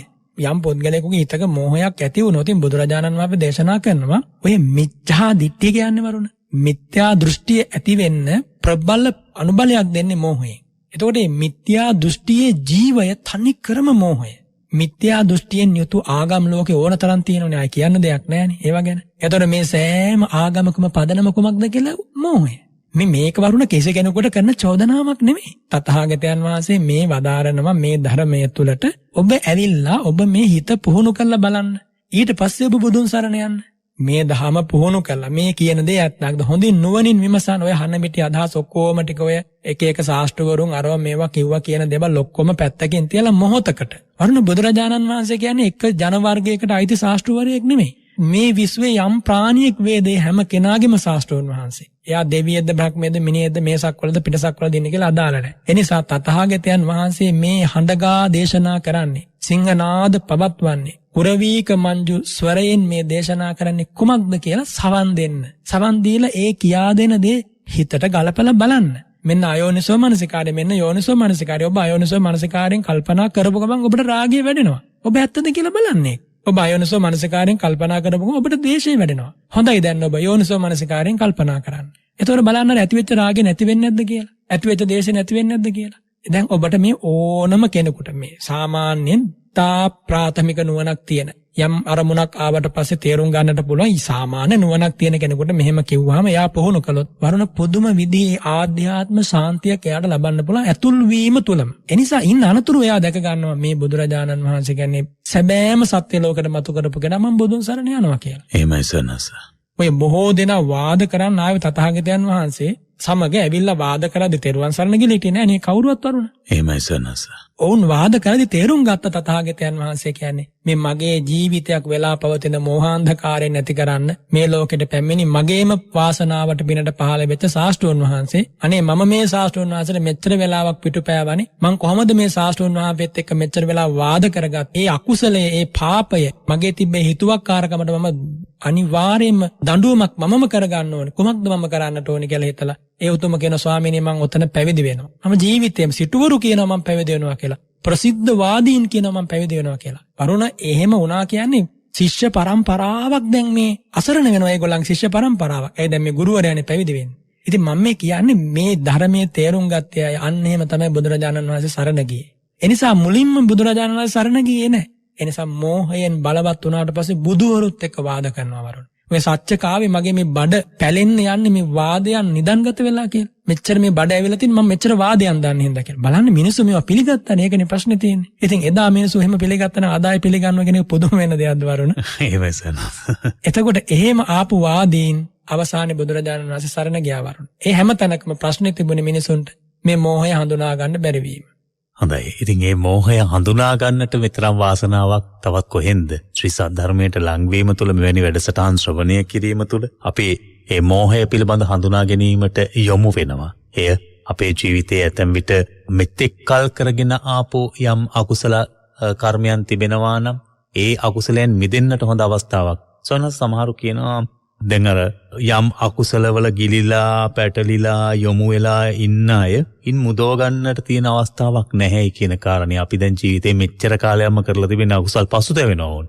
හැබැයි හිතන් ඉන්නවා අපිට ඉන් මිදෙන්නට විදිහක් නැහැ කියලා. දැන් මෝහයේදී ස්වාමීන් වහන්සේ මෝහකඩකම් කරලා මෝහය මත පදනම් වෙලා ඒ අකුසල්ම කරලා ඉන්න අයට ඉන් මිදෙන්නට තිබෙන හැකියාව කොහොමද ස්වාමීන් වහන්සේ? දැන් අර සාමාන්‍ය කියමනේදී කියන්නේ නහය ගාවට වතුර වෙනවාසේ ඔය ඉතින් ඉතුරු ටිකත් ඔය ගිලෙන්නම දෙනවා කියලා එහෙම ඉන්නවට වඩා අපිට ඕනෑම අවස්ථාවක මේ මෝහයෙන් ද්වේෂයෙන් එතකොට ලෝභයෙන් ගැලවීමේ ඉඩකඩක් තිබෙනවා නේද ස්වාමීන් වහන්සේ? එහෙම අපි පූර්ව නිගමනයකට එහෙම ඇතැම් වෙලාවට අපේ ජීවිතේ කරගන්න හානියක් නේද? වරුණ ඔය කියන ඇත්තන්ගෙන් මම අහනවා ඔය ඇත්තෝ මේ ජීවිතේ මනුෂ්‍ය ඝාතන කළා තියෙනවද? ඔය කියන ඇත්තෝ කවුරුවත් මනුෂ්‍ය ඝාතන කළා නෑ වරුණ. අඟුලිමාල ගිහි ජීවිතේ අඟුලිමාල කුමාරයා වගේ ඔබ මිනිස් ඝාතනයක් කළා තියෙනවද? අපෝ අපි එහෙම කළා නෑ කියයි. ඉතින් එහෙනම් වරුණ එච්චර මෝහයකින් දුරදිග ගිහිල්ලා එබඳු මිනිස් සංහාරයක් තම අතින් සිද්ධ වුණා. අව නිමේෂයකින් මමත් මරන්නට හිටපු කෙනා පවා යලි කිසිදාක අංශු මාත්‍ර වශයෙන්වත් මෝහය ඇති නොවන විදිහට තථාගතයන් වහන්සේ ධර්ම ජීවේ අතුල් කරා නම් ඒ හදවත අවසානි වදාළන යෝච පුබ්බේ කතම් පාපං කුසලේන පිතීයති සෝයිමං ලෝකම් පභාසේති අබ්භාමුත්තෝව චන්දිමා. වලා ගැමින් මිදුන සඳ වගේ පෙර කළ පව් මේ වර්තමානයේ කරන කුසලයෙන් යමෙක් ගෙවා දමා මේ ලෝකයේ තුල ධර්මයේ පිහිටනවා නම් එයා අර වලා ගැමින් මිදුන සඳ වගේ බබලනවා. එනිසා කිසි කෙනෙකුට කාර්යයක් නැහැ එහෙම හිතන්න වරුණ. ඒක වැරදි එහෙම හිතනමන. ඒක තථාගතයන් වහන්සේගේ ධර්මයට අපහාස කරනවා. පාපයෙන් ගැලපෙන්න පුළුවන්. සක්කා භික්කවේ අකුසලම් පජහිතෝ. මහණෙනි පුළුවන් මේ අකුසලයේ පාපය අවිද්‍යාව දුරු කරන්න. නොචේ සක්කා අභවිස්ස. ඒක එහෙම කරන්න බෑ නම් මම මහණෙනි නුඹලාට මෙහෙම දේශනා කරන්නේ නැහැ. එනිසා වරුණ අපි වගේ නෙමෙයි ඒ කාලේ හිත බලවත් අකුසලයේ ගිලී හිටපු අය. මහා වැරදි ලාමක දේවල් කරපු අය මේ ඒ මෝහය ඒ අකුසලයේ ඒ පාපය ධෝවණය කළ පිඹ හැරලා ඒ අතෝ මේ ධර්මයේ පීඨය. හැබැයි වරුණ ඒ හැම කෙනෙකුගේම ජීවිතවල නිදංගත වෙච්ච අවංක භාවයක් තිබුණා. ඒ හැම කෙනෙකුගේම ජීවිතවල සත්‍ය ඉදිරියේ පිපී එන හදවතක් තිබුණා. අන්න ඒක තමයි බොඩ දෙනාට නැත්තේ වරුණ මේ යුගයේ. මේ යුගයේ මිනිසුන්ට මේ සත්‍යයට රුචි කරන්න මානසිකත්වයක් නැහැ. මේ සත්‍ය මම පිළිගන්න ඕනි. මේ සත්‍ය ඉදිරියේ මම දනින් වැටලා මේ සත්‍යයට මම අවතීර්ණ වෙන්න ඕනි මේ සත්‍ය දකින්න. අන්න එහෙම හයියක් සවියක් නැති තැන තමයි වරුණ මිනිසු කියන්නේ අපේ අතින් දැන් වැරදි වුණා අපිට මේවා නිවැරදි කරගන්න කාලයක් නැහැ කියලා. එහෙම හිතන්න එපා කිසි කෙනෙක්. මේ අසාගෙන ඉන්න හැමෝම තව එක දවසක් ජීවත් වුණත් ඇති. යෝච වස්ස සතන් ජීවේ කුසීතෝ හීන වීරියෝ. අවුරුදු 100ක් ජීවත් වුණත් වැඩක් නැහැ. පාපේ නැහැවිලා. හැබැයි විරිය මාර බතෝ දල්ලං ආරම්භන ලද වීරියෙන් යුක්ත මම අද මේ සියලු පව් නැති කරනවා කියලා ඔබ එක දවසක් ජීවත් වෙන්න. ඒ ජීවිතයේ ඒ දවස බුදුරජාණන් වහන්සේ වර්ණනා කළා. ඒ නිසා ඔබට පුළුවන් සෑම අකුසලයකින්ම නිදහස් වෙන්න. ඔබට ඒ පින තියෙනවා. ඔබට ඒ වාසනාව තියෙනවා. හොඳයි. අපිට ක්‍රමක්‍රමයෙන් අද වැඩසටහන නිමාවටපත් කරන කාලය ක්‍රමක්‍රමයෙන් එළඹ තිබෙන ස්වාමීන් වහන්සේ යොමු කරපු ප්‍රශ්නයක් විතර යොමු වෙන්නට මා කැමැතියි. ජාත සෝතාපන්න භාවයේ අනු කුමක්ද ස්වාමීන් වහන්සේ? එහෙම වෙන්නට හේතුව කුමක්ද? පෙර පුණ්‍ය කර්මයක ප්‍රතිඵලයක්ද? ඒ අයගේ නැත්නම් ජාත සෝතාපන්න උතුමන්ගේ රාග, ద్వේෂ, මෝහ ප්‍රහීන වෙලාද තිබෙන්නේ, යටපත් වෙලාද තිබෙන්නේ? ඒට හේතුව කුමක්ද කියන කාරණය ශ්‍රාවකෙක් අපේ විමසා තිබෙනවා ස්වාමීන් වහන්සේ. අරුණ ජාත සෝතාපන්න කියන්නේ එයා උපදිනකොටම සෝතාපන්න ආර්ය ශ්‍රාවකයෙක් කියන එක. දැන් බුදුරජාණන් වහන්සේ දේශනා කරනවානේ සෝවාන් ආර්ය ශ්‍රාවකයා නතේ භවං අට්ඨමං ආදියන්ති. 8 වෙනි භවයක් ගන්නෙ නැහැ. එතනින් මෙහා ඒකාන්තයෙන් පිරිනිවන් වඩිනවා. මහරහත් භාවයටපත් වෙනවා. එතකොට එතනින් මෙහා එයා මනුස්ස ලෝකේ හෝ දිව්‍ය ලෝකේ හෝ බ්‍රහ්ම ලෝකේ හෝ සුද්ධාවාසයන් හැර අනිත් තැනක උපදින්න පුළුවන් අරුණ සුගතිවල. එතකොට දැන් මනුස්ස ලෝකේ පෙර ජීවිතයේ සෝතාපන්න වෙච්ච කෙනෙක් මනුස්ස ලෝකේ උපදින්න පුළුවන්. එතකොට එයා ජාත සෝතාපන්න කියලා කියනවා. එතකොට එයා ඉපදිලා දැන් ඉන්ද්‍රිය ධර්ම තියෙනවනේ වරුණ, ඇස කන නාසය මේවා ටිකක් මෝරණකම් ලොකුවට කරුණු විසදව වැටහෙන්නේ නැහැ මේ පුංචි පුතාට හොද දුවට. හැබැයි ඒ ඉන්ද්‍රිය ධර්ම යාන්තමින් මෝරන්න සෙසු දරුවන්ට වඩා ඉතා සුවිශේෂී වෙනසක් ඒ ජීවිතේ. අපිටම පුංචි කිරිසප්පයාට කූඹියෙක් පෙනලා කියන මෙයාව තලන්න කියලා. එයා සෝතාපන්න කිරිසප්පයෙක් නම් කිසිදාක ඝාතනය කළත් තලන්නේ නැහැ. වරුණ අන්න ඒ වගේ ජීවිතයේ අති විශේෂ දේවල් දැක ගන්න ලැබෙනවා. හැබැයි වරුණ ඒක දකින්න පුළුවන් කාටද මෙයා ජාත සෝතාපන්න කෙනෙක්ද නැද්ද කියලා? ඒක දකින්න පුළුවන් භාග්‍යවත් බුදුරජාණන් වහන්සේට, පරචිත්ත විඥාන ඥානයේ තියෙන මහා උතුමන්ට, අභිඥා බලයේ තියෙන කෙනෙකුට හැර වෙන කෙනෙකුට දකින්න බෑ වරුණ. ඉතින් ඒ නිසා අපට තීරණය කරන්න බෑ දරුවන්ගේ සුවිශේෂිතා දැක්ුවට පස්සේ මෙයා එහෙම කෙනෙක් කියලා. නමුත් වරුණ මේ මිනිස් ලෝකේ මිනිසුන්ගේ හදවත් දෙස බලලා තීන්දුව తీරන ගැනීමේ කිසිම හැකියාවක් ඔබ මා වගේ සාමාන්‍ය කෙනෙකුට නැහැ. එනිසා අද හොරමැරකම් කරන කෙනා හෙට දවසේ මහා ඍෂිවරයෙක් වෙන්න පුළුවන්. ඒකෙන් අදහස් කරේ මම මේ කෙලෙස් ප්‍රහාණය කරන මාර්ගයට පැමිණි කෙනෙක් වෙන්න පුළුවන්. ඉසි කියන වචනය වරුණ රහතන් වහන්සේටත් ව්‍යවහාර වෙනවානේ. එනිසා අද වරුණ සිල්වත් කෙනා හෙට දවසේ දුස්සීල කෙනෙක් වෙන්නත් පුළුවන්. එනිසා අපි පුද්ගල පරෝපරියත්තේ පිළිබඳව තා පුද්ගලයෙකුගේ ජීවිතයක් විනිශ්චය කරන්න අපිට කිසිම අයිතියක් නැහැ.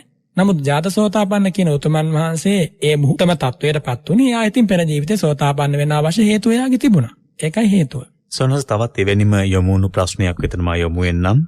ස්වාමීන් වහන්සේ මගේ හිත නිතරම ගැටෙනවා නම් මා කුමක්ද කළ යුත්තේ? මම ධර්මයට කැමතියි. ධර්මයට යොමු වූ ජීවිතයක් මා ගත කරන්නේ. නමුත් ධර්මයට විරුද්ධ අය දුටු විට, ධර්මයට අකමැති අය දුටු විට, ධර්මයේ නොහැසිරෙන අය දුටු විට මම නිතරම ගැටෙනවා. මේක සාධාරණද? මේ තුල අකුසලයක්ද මට පිරෙන්නේ කියන කාරණේ අපේ ශ්‍රාවකෙක් යොමු කරලා තිබෙනවා ස්වාමීන් වහන්සේ. වරුණ පළමු කොට සතුටු වෙන්න ඕනි මේ මානසිකත්වයේ ගැටුම්කාරී මනසක් කියලා එයා හඳුනාගත් එක ගැන. වරුණ ඕක කරන්න බෑනේ ලෝකේ කාටවත්. මේ ධර්මයේ නොදන්න වෙන කාටවත් කරන්න බෑනේ. එනිසා ඔබ එපමණකින්ම මේ ධර්ම මාර්ගය තුල සාර්ථකයි. එනිසා ඔබ දැන් හිතන්න මම මේ දේ හඳුනාගත්තා. පළමු කොට ඔබට පුළුවන් වුණා අකුසලයේ හඳුනා ගන්න. බුදුරජාණන් වහන්සේ දේශනා කරන රාගයක්, දේශයක් පහළ වෙනකොට සරාගං වා චිත්තං සරාගං චිත්තං තිපජානාති. සදෝසං වා චිත්තං සදෝසං චිත්තං තිපජානාති. දැන් ඔබ හඳුනාගෙන තියෙන මගේ මානසිකත්වයේ මේ අරමුණු වල ගැටෙනවා කියලා. ඊට අනුව ඔබ බලන්න ඉන්න අනතුරුව දැන් මම මේ ගැටීම කොහොමද නතර කරගන්නේ? ධර්මයේ හැසිරෙන්න ඕන කියලා මේ ලෝකේ හැම කෙනෙක්ම නියමයක් නැහැ. ධර්මයේ හැසිරෙන්න පෙර පිනක් තියෙන්න එපාය.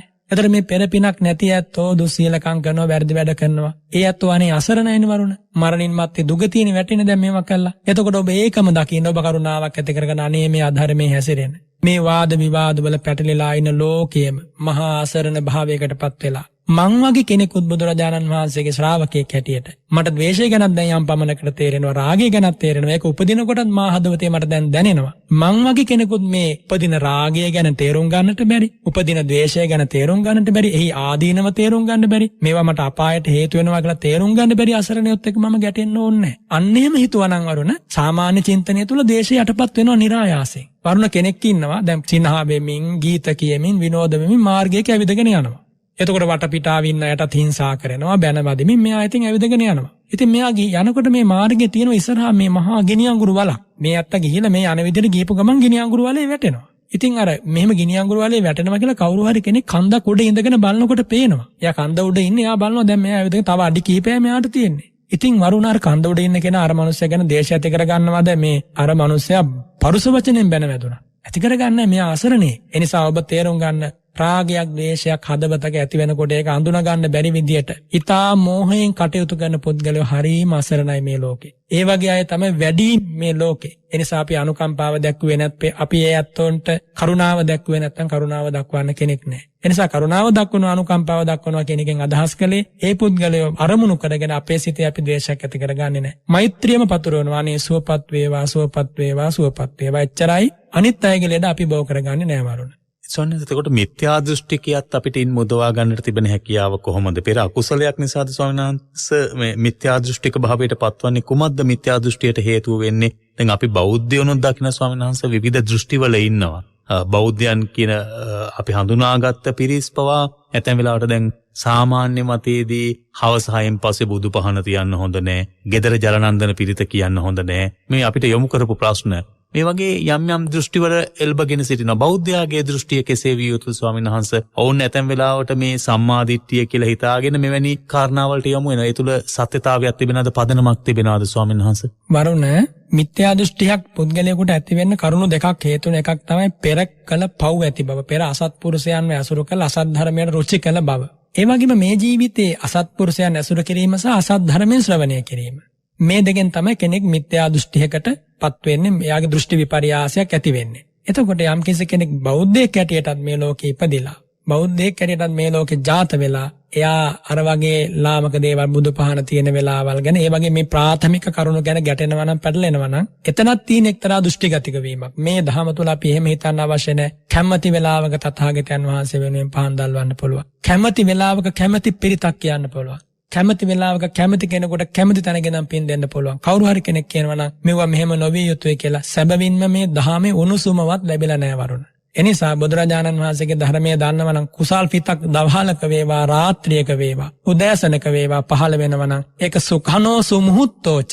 ඒක ඊතා යහපත් ක්ෂණයක්, මංගල නිමේෂයක්, මංගල මොහොතක්. ඒක රෑ 12ද, දවල් 12ද, උදේ 6ද, හවස 6ද කියන එක අදාළ වන්නේ නැහැ වරුණ. එනිසා කුසල් පිටක් පහළ වෙන්න, විරාගී මනෝභාවයක් පහළ වෙන්න කොයි වෙලාවෙද තැන වෙලාව එතනදී ඔබේ දෙයට ඉඩ දෙන්න. එනිසා ඒවත් තුල දෘෂ්ටිගතික වෙන්න එපා. ඒ වගේ කරුණුත් එක පැටලෙන්න එපා. අපිට තවත් යොමු වුණු ප්‍රශ්නයක්ම තමයි මම ඔබ වහන්සේට යොමු කරන්නේ. සමාජය දූෂණය වූ විට බෝමාටු දෙවියන්, සම්මියදෘෂ්ටික දෙවියන් මනුෂ්‍ය ලෝක දිහා බලන්නේ නැහැ. එවැනි දෙවියන් මනුෂ්‍ය ලෝක අතහැර යනවා. මේ ධර්මානුකූල විවරණයක් ලබා දෙන්න කියලා විමසත් සිටිනවා ස්වාමීන් වහන්සේ. දෙවියන්ගේ පිහිට මිනිසුන්ට තිබෙනවාද කියන කාරණයක්, ධර්මයේ හමුවේ දෙවියන්ගේ ක්‍රියාත්මක වීම කෙසේද කියන කාරණයක් පහදා දෙන්න කියලා මේ ශ්‍රාවකයා අපිට යොමු කරලා තිබෙන ප්‍රශ්න තිබෙනවා ස්වාමීන් වහන්සේ. වරුණ ඔය ප්‍රශ්නෙට පිළිතුරක් දෙන්න පුළුවන් පැය ගානක. නමුත් මම කෙටියෙන් කියන්නම්.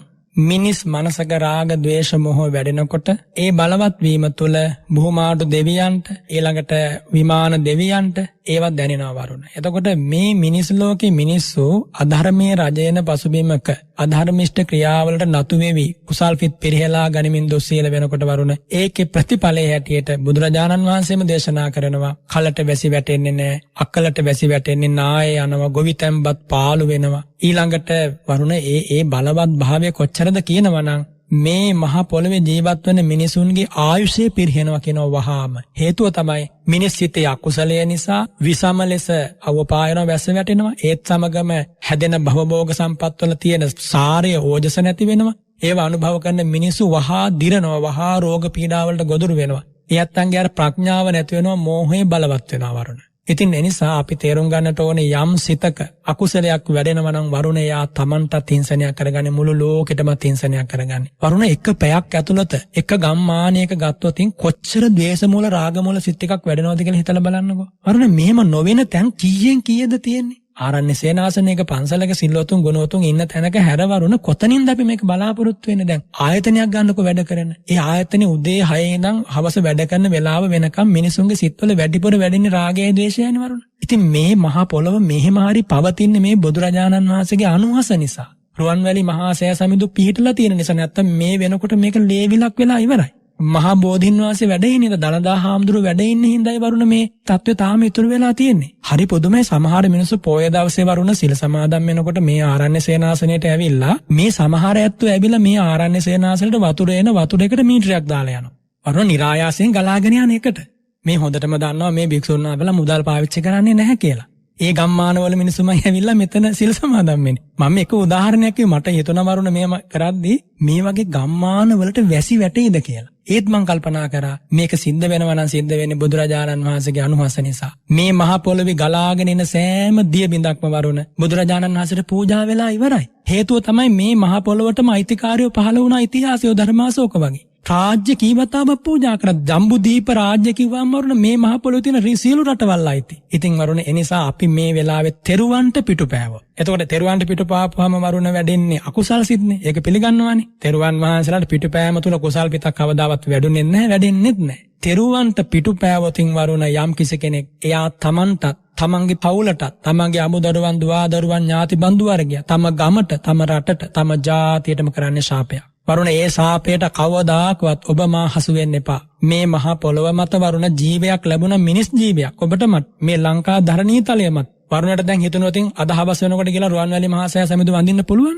අද හවස වෙනකොට කියලා ඔය දෑසින් බලන්න පුළුවන් මහා බෝධීන් වහන්සේ. බලන්න මොන පිනක්ද ඔය පහළ වෙලා තියෙන්නේ. එහෙම බොහෝමියක පහළ වෙලා ඔබ මා කිසිසේත්ම තෙරුවන් වහන්සේලාට අවනම්බුවක් සිදුවන විදියට නම් එකම සිතවිල්ලක් උපදවන්න එපා. මම වරුණ අවසාන වශයෙන් වචනයක් කියන්නම්. මහා සංඝරත්නයේ හැටියට බොහොම කරුණාවෙන් ඔබට බුදුරජාණන් වහන්සේට සැබෑ පූජාවක් කරන්න නම් ඔබ දවසක් ගත වෙනකොට හිතන්න අද මම මේ දවස තුල අකුසල් පිටක් උපදවා ගන්න නැතුව බුදු ගුණම සිහි කර කර අද මම කාලය ගත කරනවා. අන්න ඒ විදිහට අදිෂ්ඨාන කළා දවසම කරන්න බැරි වෙයි. හැබැයි වරුවක් හරි සිද්ධ කරන්නේ අදිෂ්ඨානයේ වීරිය හේතුවේ. වරුණ ඒකම තමයි සමත භාවනාව වෙන්නේ. ඒකෙම අවසාන විදර්ශනා භාවනාව. එයා ඒ විදිහට හිතලා අදිෂ්ඨාන කරගෙන පටන් ගත්තොත් රටට ජාතියට ලෝකයට දෙවියන් සහිත ලෝකෙට යහපතක් සිද්ධ කරන්නේ. හොඳයි. අපිට තව එක් කාරණාවක් මම ඔබ වහන්සේගේ මේ අවසාන විනාඩි කිහිපය දැනගන්නට කැමතියි. ස්වාමීන් වහන්සේ ඔබ වහන්සේ දේශනාවේදී සිහිපත් කළා දිට්ඨිය ඇති තැන මාන්නය පහළ වෙන්නේ නැහැ කියලා. පහළ වෙන්නේ නැහැ කියන කාරණේක ස්වාමීන් වහන්සේ කෙටියෙන් හො පහදා දෙනවා නම් මට හිතෙනවා වැදගත් වේවි කියලා. දිට්ඨිය ඇති තැන මාන්නය පහළ නොවෙන්නේ ඇයි ස්වාමීන් වහන්සේ? වරුණ ඒක ධර්මයේ විස්තර කරනවා එකම ගල්ලෙනක සිංහරාජෝ දෙන්නෙකුට ඉන්න බෑ කියලා. එකම ගල්ලෙනක සිංහරාජෝ දෙන්නෙක් කියන එක්කෙනෙක් අනිවාර්යෙන් අයින් වෙන්නට ඕනේ. මේ දිට්ඨිය කියන ස්වභාවයේ වරුණ ඇති වුණාම මනසේ ස්වභාවය තමයි ඒ අරමුණ තුල දැඩි ලෙස එල්බ ගන්නව වෙන කිසිම අරමුණකට ඒක සොලවන්න බැරි විදියට යා ඒක බලවත් විදියට අරමුණේ එල්බෙනවා. මෙන්න මේ මාන්නේ කියන එකත් එහෙමයි. මාන්නේ කියන එකත් ඇති වුණාට පස්සේ හරියට අර කොඩි එසවීමක් වගේ කොඩියක් එසවුවා වගේ ඍජුව ඉන්න බලනවා වරුණ. අර බාහිර අරමුණකින් හොඳ අනුශාසනාවකින් වෙන යම් දැන් මාන්නේ ඇති වුණාම වරුණ ධර්මයක් වත් ශ්‍රවණය කරන්නේ නැහැ නේ. එතකොට දිට්ඨියත් එහෙම තමයි. දැන් බලන්න මිත්‍යා දෘෂ්ටිගතයත් ලෝකේ ඉන්නේ කියන දේක් කිසිසේත්ම අහන්නේ නැහැ. ඒ දෘෂ්ටිය අතහරින්නේ. අර මනසේ ගොරහැඬි බවක්, දඩබ්බර බවක් නිර්මාණය වෙනවා දෘෂ්ටියත් එක්ක. මාන්නයත් එක්කත් අන්නේ දඩබ්බර බව කියන දේ අහන්න නැතිකම නිර්මාණය වෙනවා. අන්නේ සාම්‍ය නිසා තමයි වරුණ මේ දෙක එකසිතක පහළ වෙන්නේ. තේරුණා නේද? මේ දෙකේම තියෙන එක්තරා සාම්‍යයක් මේ අරමුණත් එක්ක ඉතා දැඩිව බලවත්ව බැඳෙන ගතියක්. දිට්ඨියනොත් එහෙමයි මාන්නයනොත් එහෙමයි. එනිසා යා දිට්ඨියෙන් හින්දාත් පාප කර්ම කරනවා. වරුණ මාන්නෙන් හින්දාත් කෙනෙක් දුස්සීල වෙනවා. දිට්ඨියනොත් දුස්සීල වෙනවා, මාන්නෙනොත් දුස්සීල වෙනවා. ඇයි මාන්නෙන් දුස්සීල වෙන්නේ? තමන්ගේ තත්ත්වය රැක ගන්න බොරු කියනවා.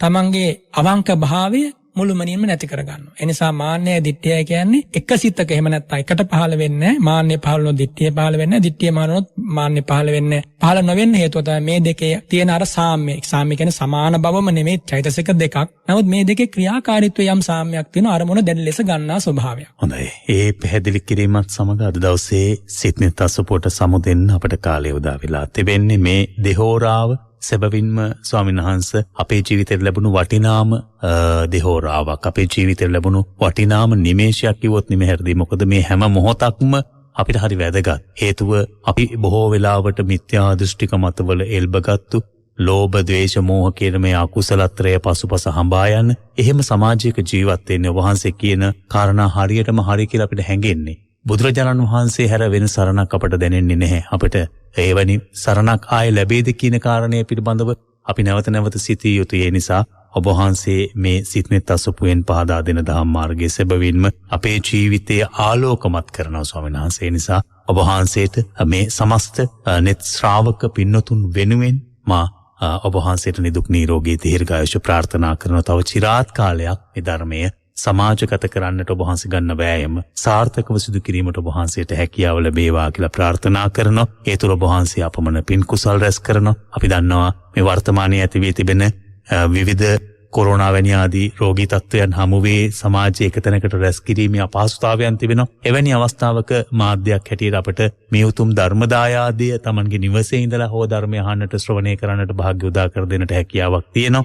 නැතිනම් ඔබ වහන්සේ අපි දන්නවා ලංකාවේ බුදුරජාණන් වහන්සේගේ උතුම් වූ ධාතුන් වහන්සේලා වැඩ හිඳින මහා සෑයන් අභිමුව මහා පින්කම් නිරන්තරයෙන්ම සිදු කරමින් අපේ ජන සමූහයට මේ උත්තරීතර බුදු ගුණය නැවත නැවත සිතන්නට, උතුම් වූ ශ්‍රී සද්ධර්මය නැවත නැවත සිතන්නට, ඒ ආර්ය මහා සංඝරත්නය කෙරෙහි අප්‍රමාණ සිත් පහදවන්නට කටයුතු කළා. ඒ තුලින් රැස් කරගත්තු කුසල් ප්‍රමාණය අප්‍රමාණයි. ඒ සියලු කුසලයන් මේ උතුම් ගෞතම සම්බුද්ධ ශාසනයේම උතුම් වූ ධර්ම අවබෝධය පිණිස නිවනින් නිවීම පිණිසම හේතු වේවායි කියලා අපේ ශ්‍රාවකයන් වෙනුවෙන් මා බොහොම ගෞරවයෙන් ඔබ වහන්සේ වෙනුවෙන් ප්‍රාර්ථනා කරනවා ස්වාමීන් වහන්සේ. සාදු සාදු සාදු. මමත් ආශිර්වාද කරනවා පින්වත් වරුණ මහා සංඝරත්නය ඇසූ හැම දෙනාටම නිදුක් නිරෝගී සුව සැනසීමම ලැබේවා. ඒ වගේම මම මේ වෙලාවේ මහා සංඝරත්නය වශයෙන් අසා සිටින ලක්ෂ සංඛ්‍යාත පිරිසකගෙන් ඉල්ලීමක් කරනවා. මේ වාඩි වෙලා ඉන්න ආසනෙන් ඔබ නැගිටින්නේ නැතිව අඩුම තරමින් මිනිත්තු 20ක්වත් බුදු ගුණ සිහි කරන්න. සිහි කරලා මේ රටට, මේ ජාතියට, දෙවියන් සහිත ලෝකයට සිතක් වේවා, ශාන්තියක් වේවා කියලා ඔබ ප්‍රාර්ථනාවක් කරන්න. ඒක ඒකාන්තයෙන් සිද්ධ වෙනවා. ලක්ෂ ගානක පිරිසක් එහෙම සිද්ධ කරනකොට ඒ ඉල්ලීමත් මම මේ වෙලාවේ සිද්ධ කරනවා. හැම දිනාටම තෙරුවන් සරණයි. හොඳයි, අපි එහෙමනම් ලබන සතියේත් සුපුරුදු විදිහට රාත්‍රී 7ට ඉරිදා සිත්නෙත් අසපුවෙන් හමු වෙමු. එතෙක් හැම දිනාටම අපේ ගෞරවනීය ස්වාමීන් වහන්සේ පෙන්වා දුන්නු ධර්ම මාර්ගයේ නියැලෙන්නට ශක්තිය ලැබේවා. උන්වහන්සේ සිහිපත් කරපු ආකාරයට භාවනාව වඩා ආධ්‍යාත්මික සැනසීම උදාපත් කරගන්නට හැම දිනාටම වාසනාව ලැබේවා. ඒ සඳහා යොමු වෙන්නට ඔබට ශක්තිය ලැබේවා කියලා ප්‍රාර්ථනා කරමිනුයි අද සිත්නෙත් අසපුවෙන් සමුගන්නේ. හැම දිනාටම තෙරුවන් සරණ ප්‍රාර්ථනා කරනවා. සියල් සතගේ දුක දුටු